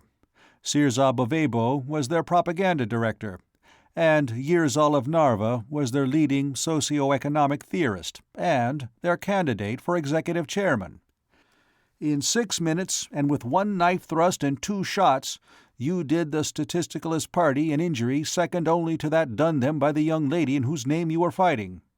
In 2 weeks, there will be a planet-wide general election. As it stands, the statisticalists have a majority of the seats in Parliament and on the Executive Council. As a result of your work and the Lady Delona's, they'll lose that majority, and more, when the votes are tallied." "Is that another reason why you like me?" Verkan Vall asked. "Unofficially, yes. As President General of the Society of Assassins, I must be non-political. The Society is rigidly so. If we let ourselves become involved, as an organization, in politics, we could control the system government inside of 5 years, and we'd be wiped out of existence in 50 years by the very forces we sought to control," Klarnood said. "But personally, I would like to see the Statisticalist Party destroyed. If they succeed in their program of socialization, the society would be finished. A socialist state is, in its final development, an absolute total state. No total state can tolerate extra-legal and para-governmental organizations. So we have adopted the policy of giving a little inconspicuous aid, here and there, to people who are dangerous to the statisticalists. The Lady Delone of Hadron and Dr. Hanash of Hosh are such persons. You appear to be another. That's why I ordered that fellow Lornorm to make sure you are safe in his hotel." "Where is the Lady Delona?" Verkan Vall asked. "From your use of the present tense, I assume you believe her to be still carnate." Klarnud looked at Verkan Vall keenly. "That's a pretty blunt question, Lord Virzal," he said. "I wish I knew a little more about you. When you and your assassin started inquiring about the Lady Dellona, I tried to check up on you. I found out that you had come to Darsh from Gamma on a ship of the family of Zorda, accompanied by Brarnend of Zorda himself. And that's all I could find out. You claim to be a Venusian planter, and you might be. Any Terran who can handle weapons as you can would have come to my notice long ago.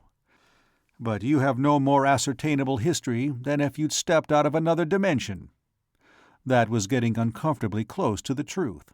In fact, it was the truth. Verkan Vall laughed. "Well, confidentially," he said, "I'm from the Arcturus system. I followed the Lady Dellona here from our home planet, and when I have rescued her from among you Solarians, I shall, according to our customs, receive her hand in marriage. As she is the daughter of the Emperor of Arcturus, that'll be quite a good thing for me." Klarnud chuckled. "You know, you'd only have to tell me that about 3 or 4 times, and I'd start believing it," he said. "And Dr. Harnosh of Hosh would believe it the first time. He's been talking to himself ever since the Lady Dellona started her experimental work here. Lord Virzal, I'm going to take a chance on you. The Lady Dellona is still carnate, or was 4 days ago, and the same for Dirzed. They both went into hiding after the discarnation feast of Garnon of Roxor, to escape the enmity of the statisticalists. 2 days after they disappeared, Dirzed called Assassin's Hall and reported this, but told us nothing more. I suppose, in about 3 or 4 days, I could re-establish contact with him. We want the public to think that the statisticalists made away with the Lady Dellona, at least until the election's over." Verkan Vall nodded. "I was pretty sure that was the situation," he said. "It may well be that they will get in touch with me. If they don't, I'll need your help in reaching them." "Why do you think the Lady Dellona will try to reach you?" "She needs all the help she can get. She knows she can get plenty from me. Why do you think I interrupted my search for her and risked my carnate existence to fight those people over a matter of verbalisms and political propaganda?" Verkan Vall went to the newscast visiplate and snapped it on. "We'll see if I'm getting results yet." The plate lighted, and a handsome young man in a gold-laced green suit was speaking out of it. "Where he is heavily guarded by assassins. However, in an exclusive interview with representatives of this service, the assassin Hirzif, one of the 2 who seconded the men the Lord Virzal fought, said that in his opinion all of the 3 were so outclassed as to have had no chance whatever, and that he had already refused an offer of 10,000 system monetary units to discarnate the Lord Virzal for the Statisticalist Party. When I want to discarnate, Hirzif the assassin said, I'll invite in my friends and do it properly. Until I do, I wouldn't go up against the Lord Virzal of Verkan for 10 million SMU. Verkan Vall snapped off the visiplate. "See what I mean?" he asked. "I fought those politicians just for the advertising. If Dellona and Dirzed are anywhere near a visiplate, they'll know how to reach me." "Hirzif shouldn't have talked about refusing that retainer," Klarnud frowned. "That isn't good assassin ethics. Why, yes, Lord Virzal, that was cleverly planned. It ought to get results. But I wish you'd get the Lady Dellona out of Darsh, and preferably off Terra, as soon as you can. We've benefited by this so far, but I shouldn't like to see things go much further.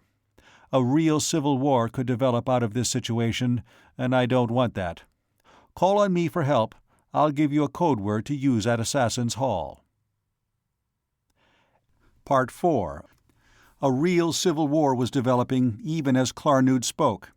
By mid-morning of the next day, the fighting that had been partially suppressed by the constabulary had broken out anew. The assassins employed by the Solar Hotel, heavily reinforced during the night, had fought a pitched battle with statisticalist partisans on the landing stage above Verkan Vall's suite, and now several constabulary airboats were patrolling around the building. The rule on constabulary interference seemed to be that, while individuals had an unquestionable right to shoot out their differences among themselves, any fighting likely to endanger non-participants was taboo. Just how successful in enforcing this rule the constabulary were was open to some doubt. Ever since arising, Verkan had heard the crash of small arms and the hammering of automatic weapons in other parts of the towering city unit. There hadn't been a civil war on the Akor-Neb sector for over 5 centuries, he knew, but then Hadron Dalla, Doctor of Psychic Science and Intertemporal Trouble Carrier Extraordinary, had only been on this sector for a little under a year. If anything, he was surprised that the explosion had taken so long to occur. One of the servants furnished to him by the hotel management approached him in the drawing room, holding a 4-inch square wafer of white plastic. "Lord Virzal, there's a masked assassin in the hallway who brought this under assassin's truce," he said. Verkan took the wafer and pared off 3 of the 4 edges, which showed black where they had been fused. Unfolding it, he found, as he had expected, that the pyrographed message within was in the alphabet and language of the first paratime level. "Val, darling, am I glad you got here. This time I really am in the middle, but good. The assassin, Dirzed, who brings this, is in my service. You can trust him implicitly. He's about the only person in Darsh you can trust. He'll bring you to where I am. Dalla. P.S. I hope you're not still angry about that musician. I told you at the time that he was just helping me with an experiment in telepathy. D." Verkan grinned at the postscript. That had been 20 years ago, when he'd been 80, and she'd been 70. He supposed she'd expect him to take up his old relationship with her again. It probably wouldn't last any longer than it had the other time. He recalled a 4th-level proverb about the leopard and his spots. It certainly wouldn't be boring, though. "Tell the assassin to come in," he directed. Then he tossed the message down on a table. Outside of himself, nobody in Darsh could read it but the woman who had sent it. If, as he thought highly probable, the statisticalists had spies among the hotel staff, it might serve to reduce some cryptanalyst to gibbering insanity. The assassin entered, drawing off a cowl-like mask. He was the man whose arm Dalla had been holding in the visiplate picture. Verkan even recognized the extremely ornate pistol and knife on his belt. "Dirzed the Assassin," he named himself. "If you wish, we can visiphone Assassin's Hall for verification of my identity. Lord Virzal of Verkan, and my assassins, Marnik and Orlirzon." They all hooked fingers and clapped shoulders with the newcomer. "That won't be needed," Verkan told Dirzed. "I know you from seeing you with the Lady Dallona on the visiplate. You're Dirzed, her faithful assassin." Dirzed's face, normally the color of a good walnut gunstock, turned almost black. He used shockingly bad language. "And that's why I have to wear this abomination," he finished, displaying the mask. "The Lady Dallona and I can't show our faces anywhere. If we did, every statisticalist and his 6-year-old brat would know us, and we'd be fighting off an army of them in 5 minutes. Where's the Lady Dallona now?" "In hiding, Lord Virzal, at a private dwelling dome in the forest. She's most anxious to see you. I'm to take you to her, and I would strongly advise that you bring your assassins along. There are people at this dome, and they are not personally loyal to the Lady Dallona. I've no reason to suspect them of secret enmity, but their friendship is based entirely on political expediency." "And political expediency is subject to change without notice," Verkan finished for him. "Have you an airboat?" "On the landing stage below. Shall we go now, Lord Virzal?" "Yes." Verkan made a 2-handed gesture to his assassins, as though gripping a submachine gun. They nodded, went into another room, and returned carrying light automatic weapons in their hands and pouches of spare drums slung over their shoulders. "And may I suggest, Dirzed, that one of my assassins drives the airboat? I want you on the back seat with me, to explain the situation as we go." Dirzed's teeth flashed white against his brown skin as he gave Verkan a quick smile. "By all means, Lord Virzal. I would much rather be distrusted than to find that my client's friends were not discreet. There were a couple of hotel assassins guarding Dirzed's airboat on the landing stage. Marnik climbed in under the controls, with O'Learson beside him. Verkenval and Dirzed entered the rear seat. Dirzed gave Marnik the coordinate reference for their destination. "Now, what sort of a place is this where we're going?" Verkenval asked. "And who's there whom we may or may not trust?" "Well, it's a dome house belonging to the family of Starpha. They own a 5-mile radius around it, oak and beech forest and underbrush, stocked with deer and boar. A hunting lodge. Prince Girzon of Starpha, Lord Girzon of Roxor, and a few other top-level volitionalists know that the Lady Dellona's hiding there. They're keeping her out of sight till after the election, for propaganda purposes. We've been hiding there since immediately after the discarnation feast of the Lord Garnon of Roxor." "What happened after the feast?" Verkenval wanted to know. "Well, you know how the Lady Dellona and Dr. Harnosh of Hosh had this telepathic sensitive there, in a trance and drugged with a Zerfa derivative alkaloid the Lady Dellona had developed. I was Lord Garnon's assassin. I discarnated him myself.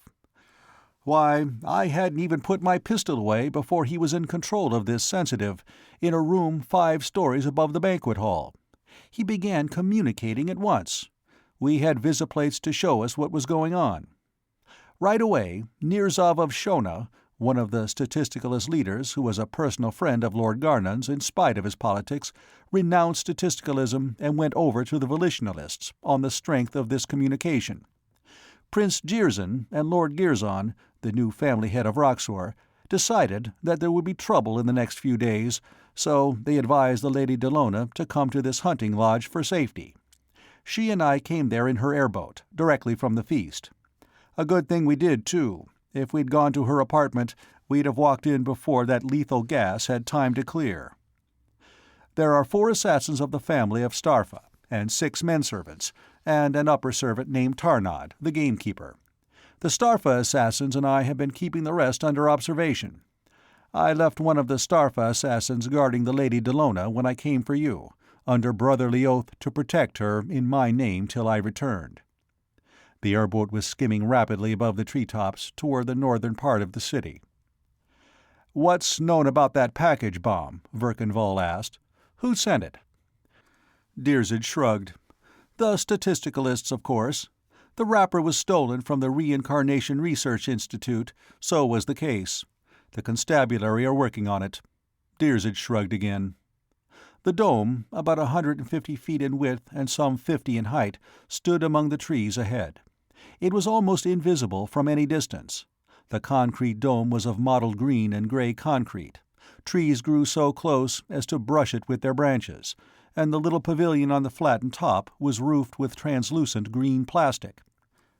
As the airboat came in, a couple of men in assassin's garb emerged from the pavilion to meet them. "Marnik, stay at the controls," Verkenval directed. "I'll send O'Learson up for you if I want you. If there's any trouble, take off for Assassin's Hall and give the code word. Then come back with twice as many men as you think you'll need." Dirzed raised his eyebrows over this. "I hadn't known the assassin president had given you a code word, Lord Virzal," he commented. "That doesn't happen very often." "The assassin president has honored me with his friendship," Verkenval replied noncommittally as he, Dirzed, and O'Learson climbed out of the airboat. Marnik was holding it an unobtrusive inch or so above the flat top of the dome, away from the edge of the pavilion roof. 2 assassins greeted him, and a man in upper servant's garb and wearing a hunting knife and a long hunting pistol approached. "Lord Virzal of Verken, welcome to Starpha Dome. The Lady Dellona awaits you below." Verkenval had never been in an Akor-Neb dwelling dome, but a description of such structures had been included in his hypno-mech indoctrination. Originally, they had been the standard structure for all purposes.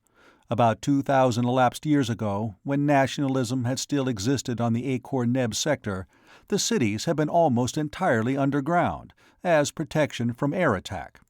Even now, the design had been retained by those who wished to live apart from the towering city units to preserve the natural appearance of the landscape. The Starpha hunting lodge was typical of such domes. Under it was a circular well, 80 feet in depth and 50 in width, with a fountain and shallow circular pool at the bottom. The storerooms, kitchens, and servants' quarters were at the top, the living quarters at the bottom, in segments of a wide circle around the well, back of the balconies. Tarzad, the gamekeeper, Dirzed performed the introductions, and Irarno and Kirzal, assassins. Verkanval hooked fingers and clapped shoulders with them. Tarnod accompanied them to the lifter tubes, 2% positive gravitation for descent and 2% negative for ascent, and they all floated down the former, like air-filled balloons, to the bottom level. "The Lady Delona is in the gun-room," Tarnod informed Verkanval, making as though to guide him.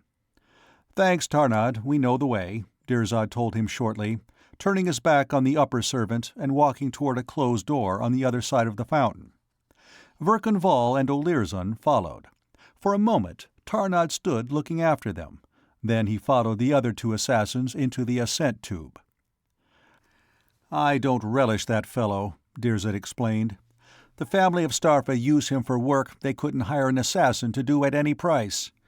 I've been here often, when I was with the Lord Garnon. I've always thought he had something on Prince Jirzyn." He knocked sharply on the closed door with the butt of his pistol. In a moment it slid open, and a young assassin with a narrow mustache and a tuft of chin-beard looked out. "Ah, Dirzed." He stepped outside. "The Lady Delona is within.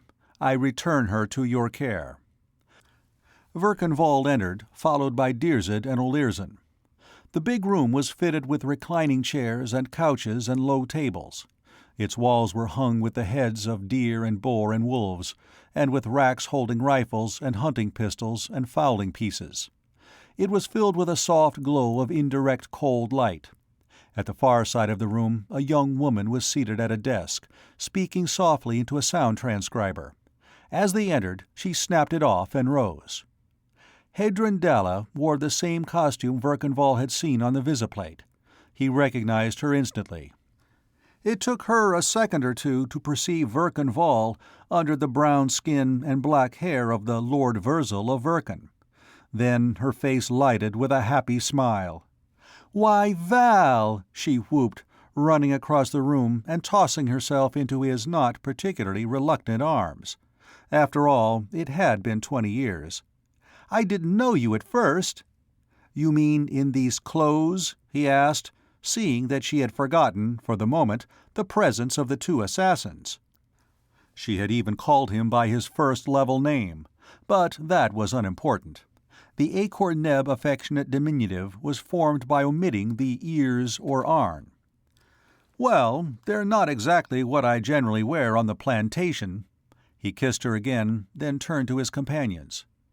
"Your pardon, gentlemen assassins, it's been something over a year since we've seen each other." Olirzon was smiling at the affectionate reunion.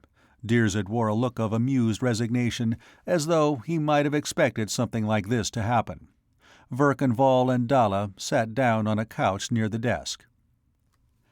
"That was really sweet of you, Val, fighting those men for talking about me," she began. "You took an awful chance, though. But if you hadn't, I'd never have known you were in Darsh. Oh, that's why you did it, wasn't it?" "Well, I had to do something. Everybody either didn't know or weren't saying where you were. I assumed, from the circumstances, that you were hiding somewhere. Tell me, Dalla, do you really have scientific proof of reincarnation? I mean, as an established fact?" "Oh, yes. These people on this sector have had that for over 10 centuries. They have hypnotic techniques for getting back into a part of the subconscious mind that we've never been able to reach. And after I found out how they did it, I was able to adapt some of our hypno-epistemological techniques to it, and—" "All right, that's what I wanted to know," he cut her off. "We're getting out of here, right away." "But where?"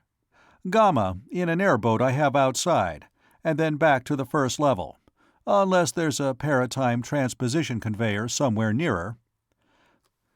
But why, Val? I'm not ready to go back. I have a lot of work to do here yet. They're getting ready to set up a series of control experiments at the Institute, and then I'm in the middle of an experiment, a 200-subject memory recall experiment. See, I distributed 200 sets of equipment for my new technique, injection ampules of this Zerfa derivative drug, and sound records of the hypnotic suggestion formula, which can be played on an ordinary reproducer. It's just a crude variant of our hypnomech process, except that instead of implanting information in the subconscious mind to be brought at will to the level of consciousness, it works the other way, and draws into conscious knowledge information already in the subconscious mind. The way these people have always done has been to put the subject in an hypnotic trance and then record verbal statements made in the trance state. When the subject comes out of the trance, the record is all there is, because the memories of past reincarnations have never been in the conscious mind. But with my process, the subject can consciously remember everything about his last reincarnation, and as many reincarnations before that as he wishes to. I haven't heard from any of the people who received these auto-recall kits, and I really must— Dalla, I don't want to have to pull Paratime Police Authority on you, but so help me, if you don't come back voluntarily with me, I will. Security of the secret of paratime transposition. "Oh, my eye!" Dalla exclaimed. "Don't give me that, Val." "Look, Dalla, suppose you get discarnated here," Verkenval said. "You say reincarnation is a scientific fact. Well, you'd reincarnate on this sector, and then you take a memory recall, under hypnosis. And when you did, the paratime secret wouldn't be a secret anymore." "Oh!" Dalla's hand went to her mouth in consternation. Like every paratimer, she was conditioned to shrink with all her being from the mere thought of revealing to any out-time dweller the secret ability of her race to pass to other timelines, or even the existence of alternate lines of probability. "And if I took one of the old-fashioned trance recalls, I'd blat out everything. I wouldn't be able to keep a thing back. And I even know the principles of transposition." She looked at him, aghast. "When I get back, I'm going to put a recommendation through department channels that this whole sector be declared out of bounds for all paratime transposition, until you people at Rogom Foundation work out the problem of discarnate return to the first level," he told her. "Now, have you any notes or anything you want to take back with you?" She rose. "Yes, just what's on the desk. Find me something to put the tape spools and notebooks in while I'm getting them in order." He secured a large game bag from under a rack of fowling pieces and held it while she sorted the material rapidly, stuffing spools of record tape and notebooks into it. They had barely begun when the door slid open and Olirzon, who had gone outside, sprang into the room, his pistol drawn, swearing vilely. "They've double-crossed us!" he cried. "The servants of Starpha have turned on us!" He holstered his pistol and snatched up his submachine gun, taking cover behind the edge of the door and letting go with a burst in the direction of the lifter tubes. "Got that one," he grunted. "What happened, Olirzon?" Verkenval asked, dropping the game bag on the table and hurrying across the room. "I went up to see how Marnik was making out. As I came out of the lifter tube, one of the obscenities took a shot at me with a hunting pistol. He missed me. I didn't miss him. Then a couple more of them were coming up, with fowling pieces. I shot one of them before they could fire, and jumped into the descent tube and came down heels over ears. I don't know what's happened to Marnik. He fired another burst and swore. Missed him." "Assassin's truce! Assassin's truce!" a voice howled out of the descent tube. "Hold your fire! We want to parley!" "Who is it?" Dirzed shouted, over Olirzon's shoulder. "You Sarnax? Come on out. We won't shoot." The young assassin with the mustache and chin-beard emerged from the descent tube, his weapon sheathed and his clasped hands extended in front of him in a peculiarly ecclesiastical-looking manner. Dirzed and Olirzon stepped out of the gunroom, followed by Verkenval and Hadron Dalla. Olirzon had left his submachine gun behind. they met the other assassin by the rim of the fountain pool. "Lady Dallona of Hadron," the Starpha assassin began, "I and my colleagues, in the employ of the family of Starpha, have received orders from our clients to withdraw our protection from you and to discarnate you and all with you who undertake to protect or support you." That much sounded like a recitation of some established formula. Then his voice became more conversational. "I and my colleagues, Erarno and Kirzal and Harnif, offer our apologies for the barbarity of the servants of the family of Starpha in attacking without declaration of cessation of friendship. Was anybody hurt or discarnated?" "None of us," Olirzon said. "How about Marnik?" "He was warned before hostilities were begun against him," Sarnax replied. "We will allow 5 minutes until—" Olirzon, who had been looking up the well, suddenly sprang at Dalla, knocked her flat, and at the same time jerking out his pistol. Before he could raise it, a shot banged from above, and he fell on his face. Dirzed, Verkanval, and Sarnax all drew their pistols, but whoever had fired the shot had vanished. There was an outburst of shouting above. "Get to cover," Sarnax told the others. "We'll let you know when we're ready to attack. We'll have to deal with whoever fired that shot first." He looked at the dead body on the floor, exclaimed angrily, and hurried to the ascent tube, springing upward.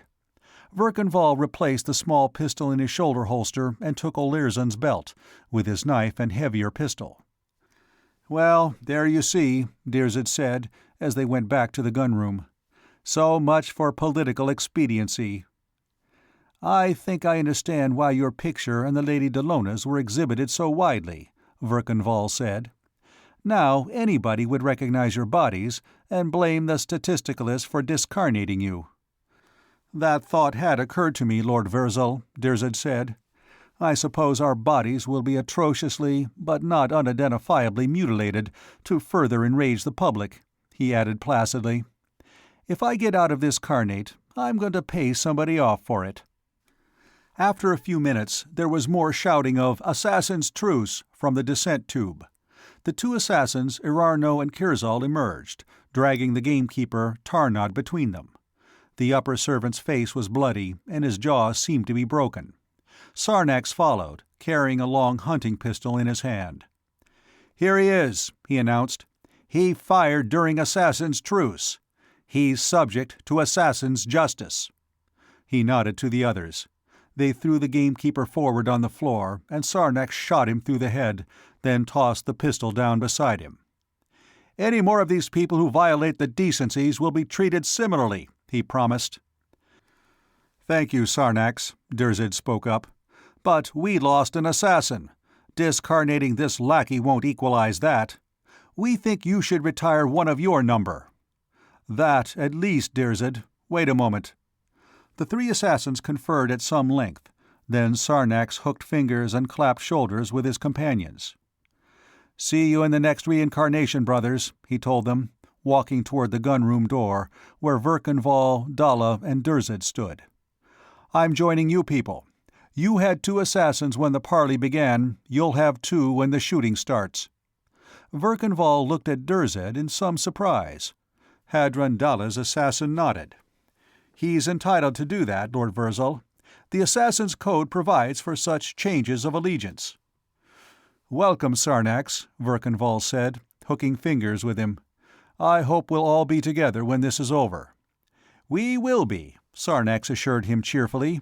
"Discarnate. We won't get out of this in the body, Lord Virzal." A submachine gun hammered from above, the bullets lashing the fountain pool. The water actually steamed, so great was their velocity. "All right," a voice called down. "Assassin's Truce is over." Another burst of automatic fire smashed out the lights at the bottom of the ascent tube. Dirzed and Dalla struggled across the room, pushing a heavy steel cabinet between them. Verkanval, who was holding Olirzon's submachine gun, moved aside to allow them to drop it on edge in the open doorway, then wedged the door half shut against it. Sarnax came over, bringing rifles, hunting pistols, and ammunition. "What's the situation up there?" Verkanval asked him. "What force have they, and why did they turn against us?" "Lord Virzal," Dirzed objected, scandalized. You have no right to ask Sarnax to betray confidences." Sarnax spat against the door. "In the face of Jirzyn of Starpha," he said, "and in the face of his Zortan mother, and of his father, whoever he was. Dirzed, do not talk foolishly. One does not speak of betraying betrayers." He turned to Verkan Vall. "They have 3 men-servants of the family of Starpha. Your assassin, Olirzon, discarnated the other 3. There is one of Prince Jirzyn's poor relations, named Girzad. There are 3 other men, volitionalist precinct workers, who came with Girzad, and 4 assassins, the 3 who were here, and 1 who came with Girzad. 11 against the 3 of us." "The 4 of us, Sarnax," Dalla corrected. She had buckled on a hunting pistol and had a light deer rifle under her arm. Something moved at the bottom of the descent tube. Verkan Vall gave it a short burst, though it was probably only a dummy, dropped to draw fire. "The 4 of us, Lady Dallona," Sarnax agreed. "As to your other assassin, the one who stayed in the airboat, I don't know how he fared. You see, about 20 minutes ago, this Girzad arrived in an airboat, with an assassin and these 3 volitionalist workers. Erarno and I were at the top of the dome when he came in. He told us that he had orders from Prince Jirzyn to discarnate the Lady Dallona and Dirzed at once." "Tarnod, the gamekeeper," Sarnax spat ceremoniously against the door again, "told him you were here, and that Marnik was one of your men. He was going to shoot Marnik at once, but Erarno and I and his assassin stopped him. We warned Marnik about the change in the situation, according to the code, expecting Marnik to go down here and join you. Instead, he lifted the airboat, zoomed over Girzad's boat, and let go a rocket blast, setting Girzad's boat on fire. Well, that was a hostile act, so we all fired after him. We must have hit something, because the boat went down, trailing smoke, about 10 miles away. Girzad got another airboat out of the hangar, and he and his assassin started after your man.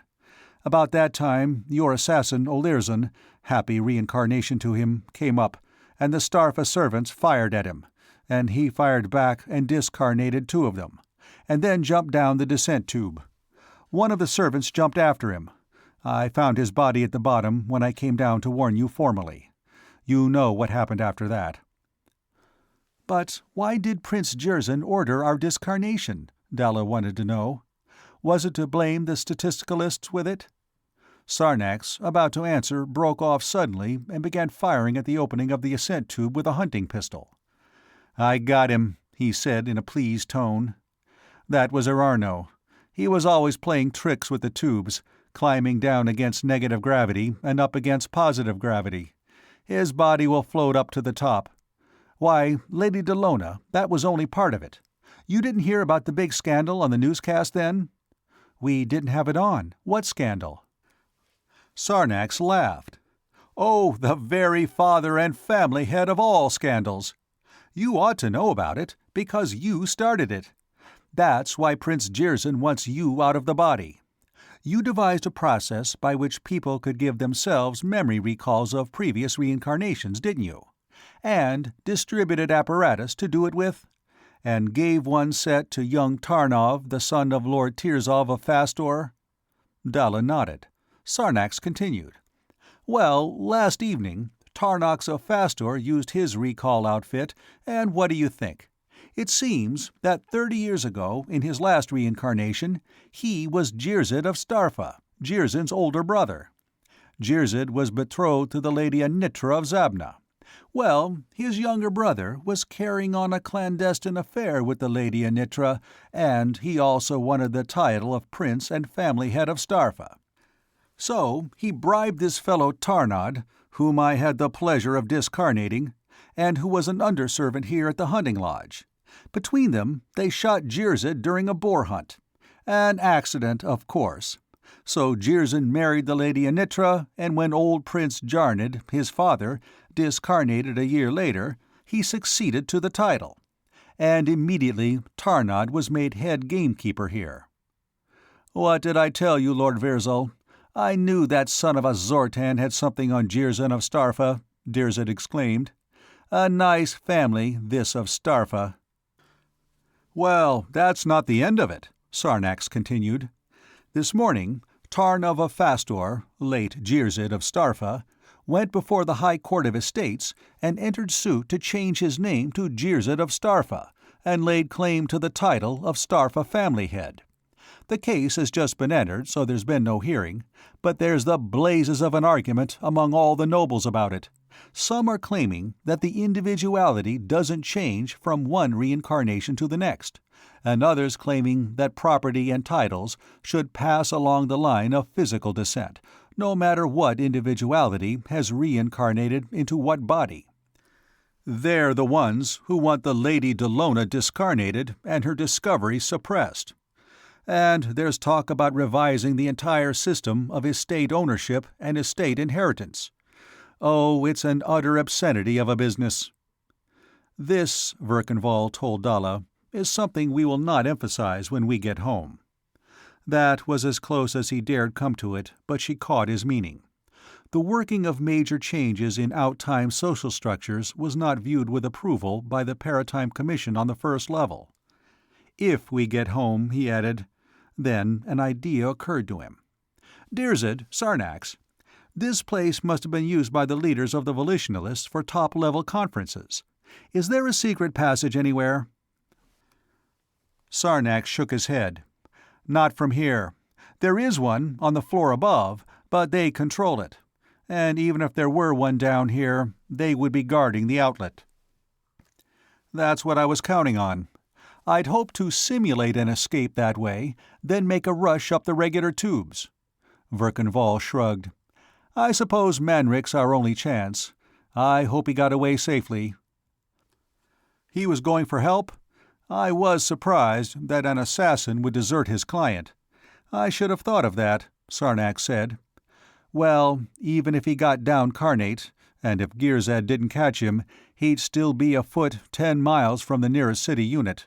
That gives us a little chance, about 1 in 1,000. Is there any way they can get at us except by those tubes? Dalla asked. They could cut a hole in the floor, or burn one through, Sarnax replied. They have plenty of thermite. They could detonate a charge of explosives over our heads, or clear out of the dome and drop one down the well. They could use lethal gas or radio dust, but their assassins wouldn't permit such illegal methods. Or they could shoot sleep gas down at us and then come down and cut our throats at their leisure. We'll have to get out of this room then, Verkenval decided. They know we've barricaded ourselves in here. This is where they'll attack. So we'll patrol the perimeter of the well. We'll be out of danger from above if we keep close to the wall. And we'll inspect all the rooms on this floor for evidence of cutting through from above. Sarnax nodded. That's sense, Lord Verzal. How about the lifter tubes? We'll have to barricade them. Sarnax, you and Dirzid know the layout of this place better than the Lady Delona or I. Suppose you two check the rooms, while we cover the tubes and the well, Verkenval directed. Come on, now. Part 5. They pushed the door wide open and went out past the cabinet. Hugging the wall, they began a slow circuit of the well, Verkenval in the lead with the submachine gun, then Sarnax and Dirzid, the former with a heavy bore rifle and the latter with a hunting pistol in each hand, and Hadron Dalla brought up the rear with her rifle. It was she who noticed a movement along the rim of the balcony above and snapped a shot at it. There was a crash above, and a shower of glass and plastic and metal fragments rattled on the pavement of the court. Somebody had been trying to lower a scanner or a visiplate pickup, or something of the sort. The exact nature of the instrument was not evident from the wreckage Dalla's bullet had made of it. The rooms Dirzid and Sarnax entered were all quiet. Nobody seemed to be attempting to cut through the ceiling, 15 feet above. They dragged furniture from a couple of rooms, blocking the openings of the lifter tubes, and continued around the well until they had reached the gun room again. Dirzid suggested that they move some of the weapons and ammunition stored there to Prince Jirzan's private apartment, halfway around to the lifter tubes, so that another place of refuge would be stocked with munitions in event of their being driven from the gun room. Leaving him on guard outside, Verkanval, Dalla, and Sarnax entered the gunroom and began gathering weapons and boxes of ammunition. Dalla finished packing her game bag with the recorded data and notes of her experiments. Verkanval selected 4 more of the heavy hunting pistols, more accurate than his shoulder holster weapon or the dead Olirzan's belt arm, and capable of either full or semi-automatic fire. Sarnax chose a couple more bore rifles. Dalla slung her bag of recorded notes and another bag of ammunition and secured another deer rifle.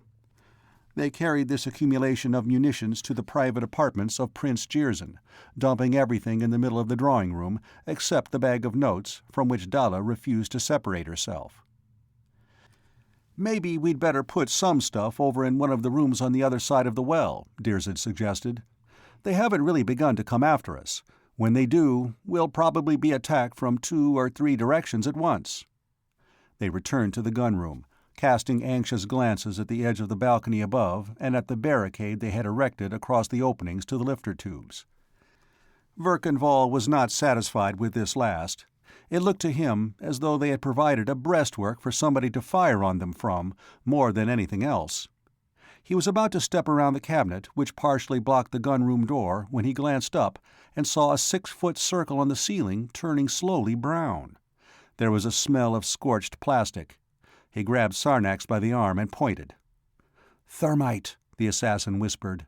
"The ceiling's got 6 inches of spaceship insulation between it and the floor above. It'll take them a few minutes to burn through it." He stooped and pushed on the barricade, shoving it into the room. "Keep back. They'll probably drop a grenade or so through first, before they jump down. If we're quick, we can get a couple of them." Dirzed and Sarnax crouched, one at either side of the door, with weapons ready. Verkanval and Dalla had been ordered, rather peremptorily, to stay behind them. In a place of danger, an assassin was obliged to shield his client. Verkanval, unable to see what was going on inside the room, kept his eyes and his gun muzzle on the barricade across the openings to the lifter tubes, the erection of which he was now regretting as a major tactical error. Inside the gunroom there was a sudden crash, as the circle of thermite burned through and a section of ceiling dropped out and hit the floor. Instantly, Dirzed flung himself back against Verkanval, and there was a tremendous explosion inside, followed by another and another. A second or so passed, then Dirzed, leaning around the corner of the door, began firing rapidly into the room. From the other side of the door, Sarnax began blazing away with his rifle. Verkanval kept his position, covering the lifter tubes. Suddenly, from behind the barricade, a blue-white gun flash leaped into being and a pistol banged.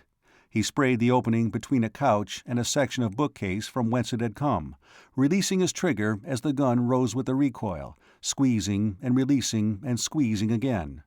Then he jumped to his feet. "Come on, the other place, hurry," he ordered. Sarnax swore in exasperation. "Help me with her, Dirzed," he implored. Verkanval turned his head to see the 2 assassins drag Dalla to her feet and hustle her away from the gunroom. She was quite senseless, and they had to drag her between them. Verkanval gave a quick glance into the gunroom. 2 of the Starpha servants and a man in a rather flashy civil dress were lying on the floor, where they had been shot as they had jumped down from above. He saw a movement at the edge of the irregular smoking hole in the ceiling and gave it a short burst, then fired another at the exit from the descent tube. Then he took to his heels and followed the assassins and Hadron Dalla into Prince Jirzyn's apartment.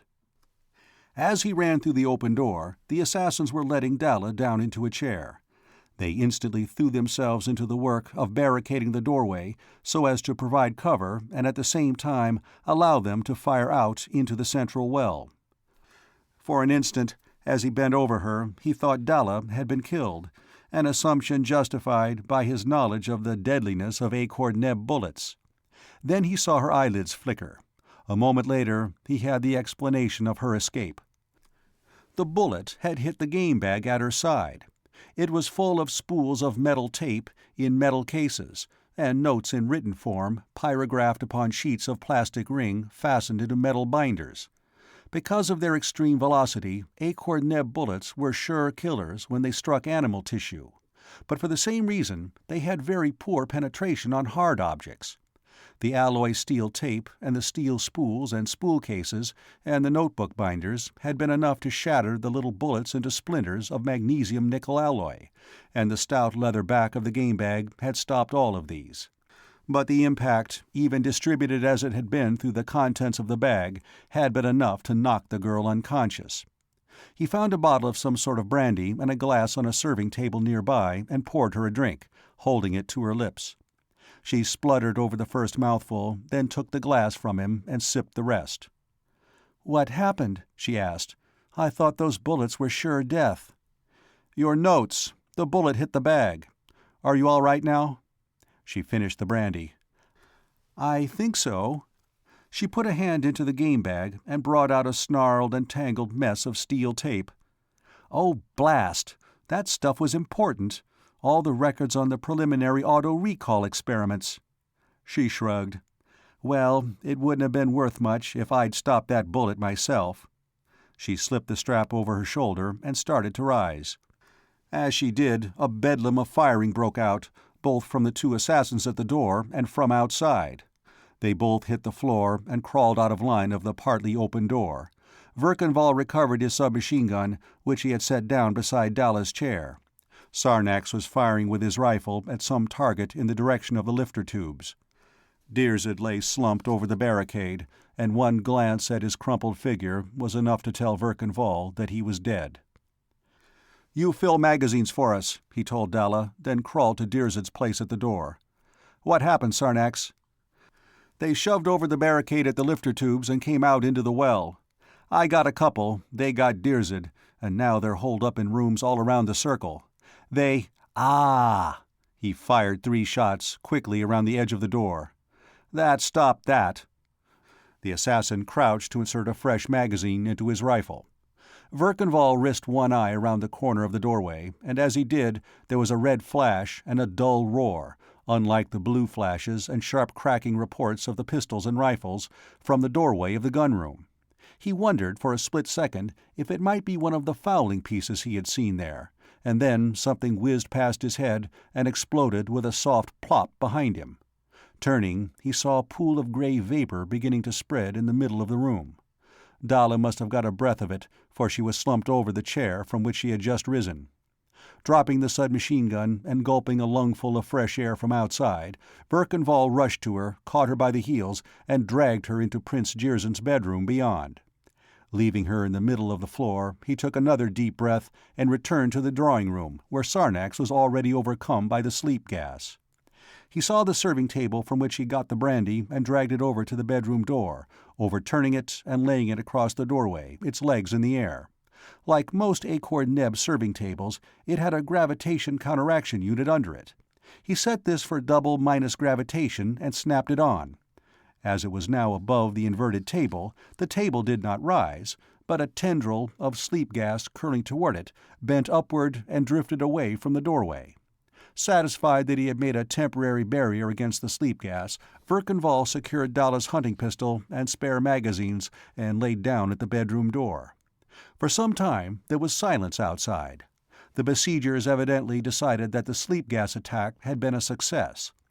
An assassin, wearing a gas mask and carrying a submachine gun, appeared in the doorway, and behind him came a tall man in a tan tunic, similarly masked. They stepped into the room and looked around. Knowing that he would be shooting over a 200% negative gravitation field, Verkanvall aimed for the assassin's belt buckle and squeezed. The bullet caught him in the throat. Evidently, the bullet had not only been lifted in the negative gravitation, but lifted point first and deflected upward. He held his front sight just above the other man's knee and hit him in the chest. As he fired, he saw a wisp of gas come sliding around the edge of the inverted table. There was silence outside, and for an instant he was tempted to abandon his post and go to the bathroom, back of the bedroom, for wet towels to improvise a mask. Then, when he tried to crawl backward, he could not. There was an impression of distant shouting which turned into a roaring sound in his head. He tried to lift his pistol, but it slipped from his fingers. When consciousness returned, he was lying on his back, and something cold and rubbery was pressing into his face. He raised his arms to fight off whatever it was, and opened his eyes, to find that he was staring directly at the red oval and winged bullet of the Society of Assassins. A hand caught his wrist as he reached for the small pistol under his arm. The pressure on his face eased. "It's all right, Lord Virzal," a voice came to him. "Assassin's truce." He nodded stupidly and repeated the words. "Assassin's truce. I won't shoot. What happened?" Then he sat up and looked around. Prince Jirzyn's bedchamber was full of assassins. Dalla, recovering from her touch of sleep gas, was sitting groggily in a chair, while 5 or 6 of them fussed around her, getting in each other's way, handing her drinks, chafing her wrists, holding damp cloths on her brow. That was standard procedure when any group of males thought Dalla needed any help. Another assassin beside the bed was putting away an oxygen mask outfit, and the assassin who had prevented Verkan from drawing his pistol was his own follower, Marnik. And Klarnood, the assassin president, was sitting on the foot of the bed, smoking one of Prince Jirzyn's monogrammed and crested cigarettes critically. Verkan looked at Marnik, and then at Klarnood, and back to Marnik. "You got through," he said. "Good work, Marnik. I thought they downed you." "They did. I had to crash land in the woods. I went about a mile on foot, and then I found a man and a woman and 2 children, hiding in one of these little log rain shelters. They had an airboat, a good one. It seemed that rioting had broken out in the city unit where they lived, and they'd taken to the woods till things quieted down again. I offered them Assassin's protection if they'd take me to Assassin's Hall, and they did." "By luck, I was in when Marnik arrived," Klarnood took over. "We brought 3 boatloads of men, and came here at once. Just as we got here, 2 boatloads of Starpha dependents arrived. They tried to give us an argument, and we discarnated the lot of them. Then we came down here, crying Assassin's truce. One of the Starpha assassins, Kirzal, was still carnate. He told us what had been going on." The President-General's face became grim. "You know, I take a rather poor view of Prince Jirzyn's procedure in this matter, not to mention that of his underlings. I'll have to speak to him about this. Now, how about you and the Lady Dallona? What do you intend doing?" "We're getting out of here," Verkan said. "I'd like air transport and protection as far as Gamma, to the establishment of the family of Zorda. Brarnend of Zorda has a private space yacht. He'll get us to Venus." Klarnood gave a sigh of obvious relief. "I'll have you and the Lady Dallona airborne and off for Gamma as soon as you wish," he promised. "I will, frankly, be delighted to see the last of both of you. The Lady Dallona has started a fire here at Darsh that won't burn out in a half-century, and who knows what it may consume." He was interrupted by a heaving shock that made the underground dome dwelling shake like a light airboat in turbulence. Even 80 feet under the ground, they could hear a continued crashing roar. It was an appreciable interval before the sound and the shock ceased. For an instant there was silence, and then an excited bedlam of shouting broke from the assassins in the room. Klarnood's face was frozen in horror. "That was a fission bomb!" he exclaimed.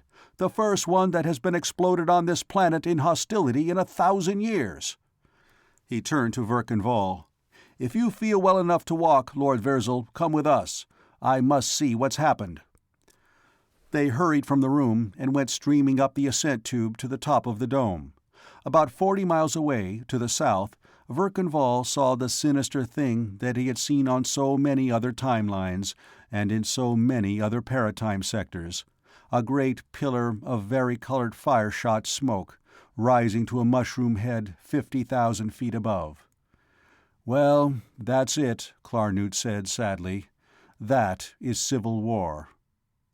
"May I make a suggestion, Assassin President?" Verkan asked. "I understand that Assassin's Truce is binding even upon non-assassins. Is that correct?" "Well, not exactly. It's generally kept by such non-assassins as want to remain in their present reincarnations, though." "That's what I meant. Well, suppose you declare a general, planet-wide Assassin's Truce in this political war, and make the leaders of both parties responsible for keeping it. Publish lists of the top 2 or 3,000 statisticalists and volitionalists, starting with Mirzak of Bashad and Prince Jirzin of Starfa, and inform them that they will be assassinated in order if the fighting doesn't cease." "Well," a smile grew on Klarnood's face. "Lord Virzal, my thanks. A good suggestion. I'll try it, and furthermore, I'll withdraw all assassin protection permanently from anybody involved in political activity, and forbid any assassin to accept any retainer connected with political factionalism. It's about time our members stopped discarnating each other in these political squabbles." He pointed to the 3 airboats drawn up on the top of the dome, speedy black craft bearing the red oval and winged bullet. "Take your choice, Lord Virzal. I'll lend you a couple of my men, and you'll be in Gamma in 3 hours." He hooked fingers and clapped shoulders with Verkan Vall, bent over Dalla's hand. "I still like you, Lord Virzal, and I have seldom met a more charming lady than you, Lady Dallona. But I sincerely hope I never see either of you again." The ship for Jurgabar was driving north and west. At 70,000 feet it was still daylight, but the world below was wrapping itself in darkness. In the big visiscreens, which served in lieu of the windows which could never have withstood the pressure and friction heat of the ship's speed, the sun was sliding out of sight over the horizon to port. Verkan Vall and Dalla sat together, watching the blazing western sky, the sky of their own first-level timeline. "I blame myself terribly, Vall," Dalla was saying. "And I didn't mean any of them the least harm. All I was interested in was learning the facts. I know that sounds like I didn't know it was loaded, but it sounds to me like those 4th-level Europo-American sector physicists who are giving themselves guilt complexes because they designed an atomic bomb," Verkan Vall replied. "All you were interested in was learning the facts. Well, as a scientist, that's all you're supposed to be interested in. You don't have to worry about any social or political implications. People have to learn to live with newly discovered facts. If they don't, they die of them." "But Vall, that sounds dreadfully irresponsible." "Does it? You're worrying about the results of your reincarnation memory recall discoveries, the shootings and riotings and the bombings we saw." He touched the pommel of Olirzon's knife, which he still wore. "You're no more guilty of that than the man who forged this blade is guilty of the death of Marnak of Barshad. If he'd never lived, I'd have killed Marnak with some other knife somebody else made. And what's more, you can't know the results of your discoveries. All you can see is a thin film of events on the surface of an immediate situation, so you can't say whether the long-term results will be beneficial or calamitous. Take this 4th-level Europo-American atomic bomb, for example. I choose that because we both know that sector, but I could think of 100 other examples in other paratime areas. Those people, because of deforestation, bad agricultural methods, and general mismanagement, are eroding away their arable soil at an alarming rate. At the same time, they're breeding like rabbits. In other words, each successive generation has less and less food to divide among more and more people, and, for inherited traditional and superstitious reasons, they refuse to adopt any rational program of birth control and population limitation. But fortunately, they now have the atomic bomb, and they are developing radioactive poisons, weapons of mass effect. And their racial, nationalistic, and ideological conflicts are rapidly reaching the explosion point. A series of all-out atomic wars is just what that sector needs to bring their population down to their world's carrying capacity. In a century or so, the inventors of the atomic bomb will be hailed as the saviors of their species. "But how about my work on the Akor-Neb sector?" Dalla asked. "It seems that my memory recall technique is more explosive than any fission bomb. I've laid the train for a century-long reign of anarchy." "I doubt that. I think Klarnood will take hold, now that he has committed himself to it. You know, in spite of his sanguinary profession, he's the nearest thing to a real man of goodwill I've found on that sector. And here's something else you haven't considered. Our own first-level life expectancy is from 4 to 500 years. That's the main reason why we've accomplished as much as we have. We have, individually, time to accomplish things. On the Acorn-Neb sector, a scientist or artist or scholar or statesman will grow senile and die before he's as old as either of us. But now, a young student of 20 or so can take one of your auto-recall treatments and immediately have available all the knowledge and experience gained in 4 or 5 previous lives. He can start where he left off in his last reincarnation. In other words, you've made those people time-benders, individually as well as racially. Isn't that worth the temporary discarnation of a lot of ward healers and plug-uglies, or even a few decent types like Dirzed and Olirzon? If it isn't, I don't know what scales of values you're using." "Val," Dalla's eyes glowed with enthusiasm, "I never thought of that. And you said temporary discarnation. That's just what it is. Dirzed and Olirzon and the others aren't dead. They're just waiting, discarnate, between physical lives. You know, in the sacred writings of one of the fourth-level peoples it is stated, 'Death is the last enemy.' By proving that death is just a cyclic condition of continued individual existence, these people have conquered their last enemy." "Last enemy but one," Verkanvall corrected. "They still have one enemy to go, an enemy within themselves. Call it semantic confusion, or illogic, or incomprehension, or just plain stupidity. Like Klarnood, stymied by verbal objections to something labeled political intervention. He'd never have consented to use the power of his society if he hadn't been shocked out of his inhibitions by that nuclear bomb. Or the statisticalists, trying to create a classless order of society through a political program which would only result in universal servitude to an omnipotent government. Or the volitionalist nobles, trying to preserve their hereditary feudal privileges, and now they can't even agree on a definition of the term hereditary. Might they not recover all the silly prejudices of their past lives, along with the knowledge and wisdom?" "But I thought you said—" Dalla was puzzled, a little hurt. Verkanvall's arm squeezed around her waist, and he laughed comfortingly. "You see, any sort of result is possible, good or bad. So don't blame yourself in advance for something you can't possibly estimate."